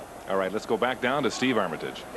Thank you very much, Mark. The man I'm standing next to now is not going to dispute the MVP award to Danny McManus. Oh, he called a tremendous game. You know, most of Danny's job is he calls the plays, and he called a tremendous game tonight, and we moved it consistently. I even saw him scramble around end for a few yards, and couldn't be any happier for me. He's like a brother to me, and I'm proud of him. You not only win a Grey Cup, but you score your first two Grey Cup touchdowns. Yeah, I've played in 3 previous to this one. I haven't done all that much, you know, haven't been a real factor, but I think I was a little bit of a factor tonight, and it was nice to get in the end zone. How does this Grey Cup taste? This tastes tremendous. It's a culmination of just a great effort by this team this year, and we said last year after we lost that we're going to get back here next year and win it, and we kept our promise. What do you think Doug is thinking right now? I think he's very happy for me, and I think he's happy for himself. I think they had a big win today, but hey, Doug, how you doing? We did it. Yeah, yo. How about Batman? Hey, Batman came out tonight, huh? My little boy could see that. Yeah, I had to give Troy a little bit of Batman sign after the second touchdown. Well, Darren, the guy to my left is Mike Philbrick, and as you taste from the Grey Cup, Mike, put into words how you're feeling right now. Oh, top of the world to go from 2-16 a couple years ago to the Grey Cup championship. You work for this your whole career. Some guys don't even get to play in one. This is the best of my life right now. You came so close to getting out of this game. I did retire, but the fun was gone when you're 2-16. It's funny how the winning will bring back the fun, baby. Woo! Mark, back to I like you. wine. Pour wine on me. The stockbroker from Hamilton enjoying the sting of the champagne in that Grey Cup. We'll be back with more of the celebrations here in the aftermath of the Tiger Cats' 32-21 win over the Calgary Stampeders. Ron Lancaster with his second Grey Cup as a head coach in the CFL. Back to Vancouver after this. Welcome back to BC Place Stadium, where the Tiger Cats defeated the Stampeders 32-21 in the 87th Grey Cup Championship here in Vancouver. And while the Stampeders lost this game, one of the game's most courageous stories involved quarterback Dave Dickinson, and he's with Glenn Suter right now. Dave, was the slow start offensively the difference? Well, we could say that, but we got to give credit to Hamilton first. They came out with a nice plan, and you know, they did put up some points that we just couldn't match them, and we had no momentum at all in the first half. What were they doing defensively, especially in the first half? Well, we wanted to try to run the ball, and they did shut that down pretty well, and then they did a lot of 3-man rush, dropping 9 guys into zones. And really what we did, we had some ideas to attack that. We ran some running plays even on second and long, and it just wasn't successful. So we decided to try to flood the field and to get as many guys we could into the zones in the second half, and it seemed to help us out. You took some big hits in the game. How did the shoulder hold up, and how bad was it now that it's all over? It was a tough week, but I'm not making any excuses. I was glad to be playing. I heard, you know, all the talk out of the first hit. I was coming out of the game. I knew I was tougher than that and that I was going to fight through that. I did feel it was a factor as far as I wasn't as sharp as I'd wanted to be. I didn't maybe have the technique of tucking the shoulder in and throwing his ball as accurately as I wanted. And that's just something that is part of football. You're not always healthy 100%. Two of your go-to guys all year have been Alan Pitts and Kelvin Anderson. Kelvin Anderson wasn't a factor early. Well, we just couldn't establish a run game, and all I can say is we tried, and Hamilton stepped it up. And it wasn't from lack of effort. It was just guys not maybe executing our stuff the way we were hoping, and Hamilton making good plays. David, courageous effort. Thanks a lot. Thanks, Doug. Steve, back to you. Thank you, Suits. This win is special for a lot of Hamilton people, and when you play your high school ball, Rob Hitchcock at Glendale, this is a dream come true. Oh, I've been watching the Cats all my life, and to actually win this thing and to kiss that cup was a dream come true for me, and I'm just cherishing this moment, and I can't say anything. It's just a fantastic feeling. What was the key to this one? Key was to stop their powerful offense. We knew Alan Pitts and Danielson were catching the ball, and Anderson is a great runner. We shut them down in the first half, and they came out with some different checks in the second half, and we were kind of worried a little bit in the second half, and they scored 2 touchdowns on us, but Coach Southern put together a little package. We adjusted to it, and we came through in the end.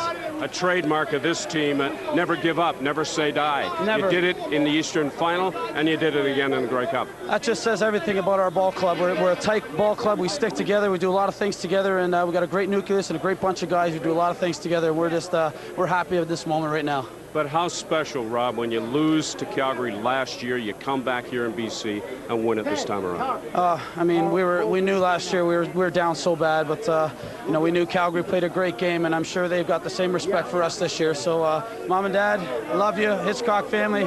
We're bringing the Cats home. We're bringing the cup home, baby. Love you all. Congratulations. Come on in here, Mr. Coulter. I saw you sweating out there today. Nobody worked harder than you did, and nobody deserves it more than you do. Thank you. I appreciate it very much. I tell you what, after 2 disheartening losses, to come back and get a chance the way we did it tonight was just fabulous, especially against a team that, crushed your dream a year ago. To come back and get another shot at them was pretty amazing. I'm just so proud of this whole group, and up front, the guys up front, we don't get a whole lot of accolades, and we don't ask for them, but I'll tell you what, when we come together and play like we did tonight, it just makes everything worthwhile. That makes it taste so much sweeter, doesn't it, when you beat the team that beat you last year? Most definitely, and they're a great football team, and they're solid. They've been in the playoffs every year I've been in the league, and they got a great organization, but like I say, to get a shot to come back and play against those guys, and they're a solid bunch, especially up front on defense. Alondra Johnson, Darryl Hall, and Steve Anderson. Those guys bring it every second. Even the last 3 minutes of the game, we're trying to run the ball and stay on the field. They were bringing it hard, and that's just the way they play, and that's just the way we love to play. That's awesome. Congratulations, great job. Thank you very much. Everybody in Lindsay. All right, we're coming home. Love everybody at home. Appreciate it. Mark, back to you. All right, nice to see Carl Coulter, the center of this team who has endured so much losing in a 10-year career, finally hoist the Grey Cup over his head. He's the champion, the former Carleton Ravens, celebrating here at BC Place Stadium, a 32-21 Hamilton win. Welcome back to Vancouver, where the Tiger Cats have defeated the Stampeders 32-21. There will be no repeat by the Stamps this year.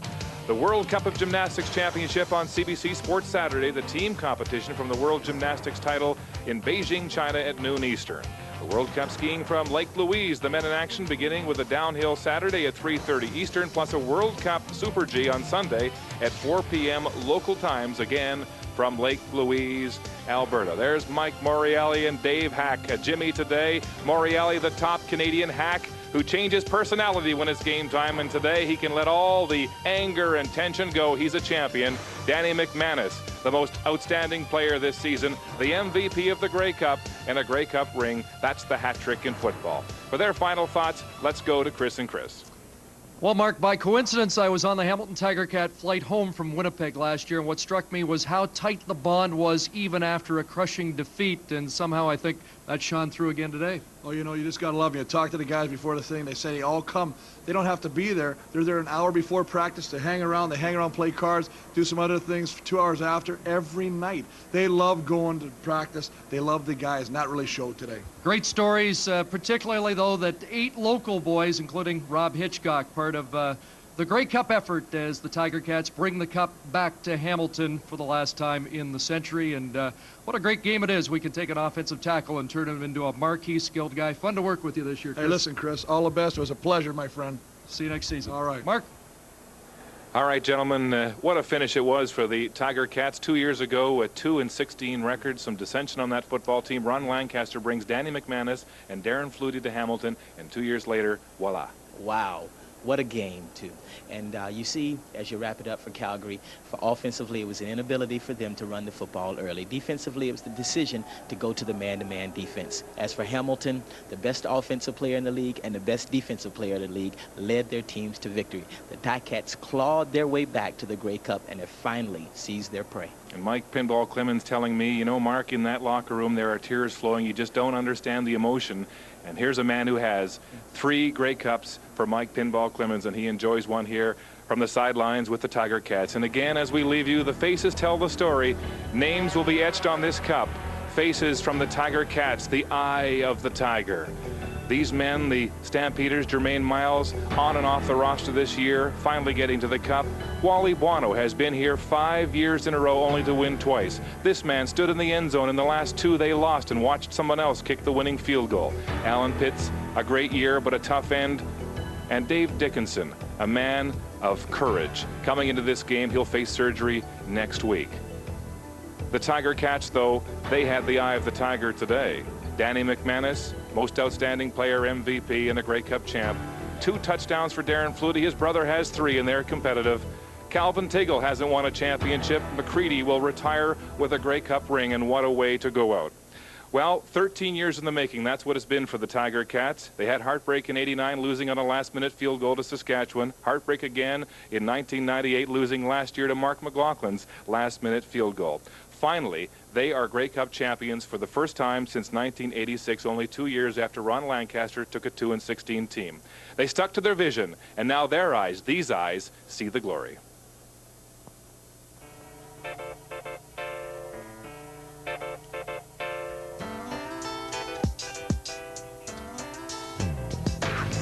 Maestro. Yo, brothers ain't seen what I've seen in this game, son. Been in this game a long time. Still striving, though. Striving. Yo, 99. It's the Vizine, baby. It's the Vizine.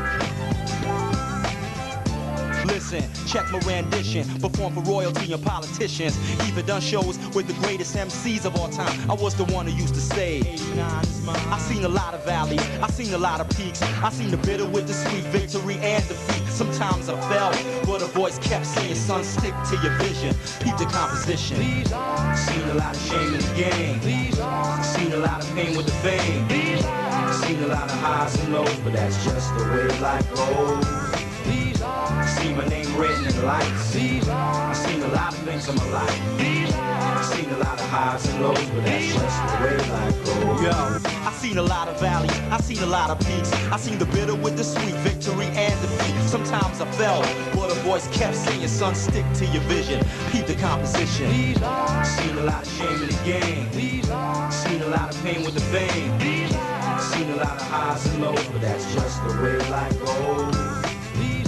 See my name written in lights. I've seen a lot of things in my life. Seen a lot of highs and lows, but that's just the way life goes. Mr. Mice got the iller track. I did a 360 and seen God staring in the mirror black. I figured that I gotta stay focused. When situations seem hopeless, I'm elevating, breaking the spell of Satan. I want my lyrics written out like Esco to show the rap world how the industry slept. So when I'm gone, the parable will carry on. Young cats can sit back, pop Tron, cool out, and sing along. I seen a lot of valleys, I seen a lot of peaks. I seen the bitter with the sweet, victory and defeat. Sometimes I fell, but a voice kept saying, son, stick to your vision, stick to your vision. I seen a lot of valleys, I seen a lot of peaks. I seen the bitter with the sweet, victory and defeat. Sometimes I fell, but a voice kept saying, son, stick to your vision.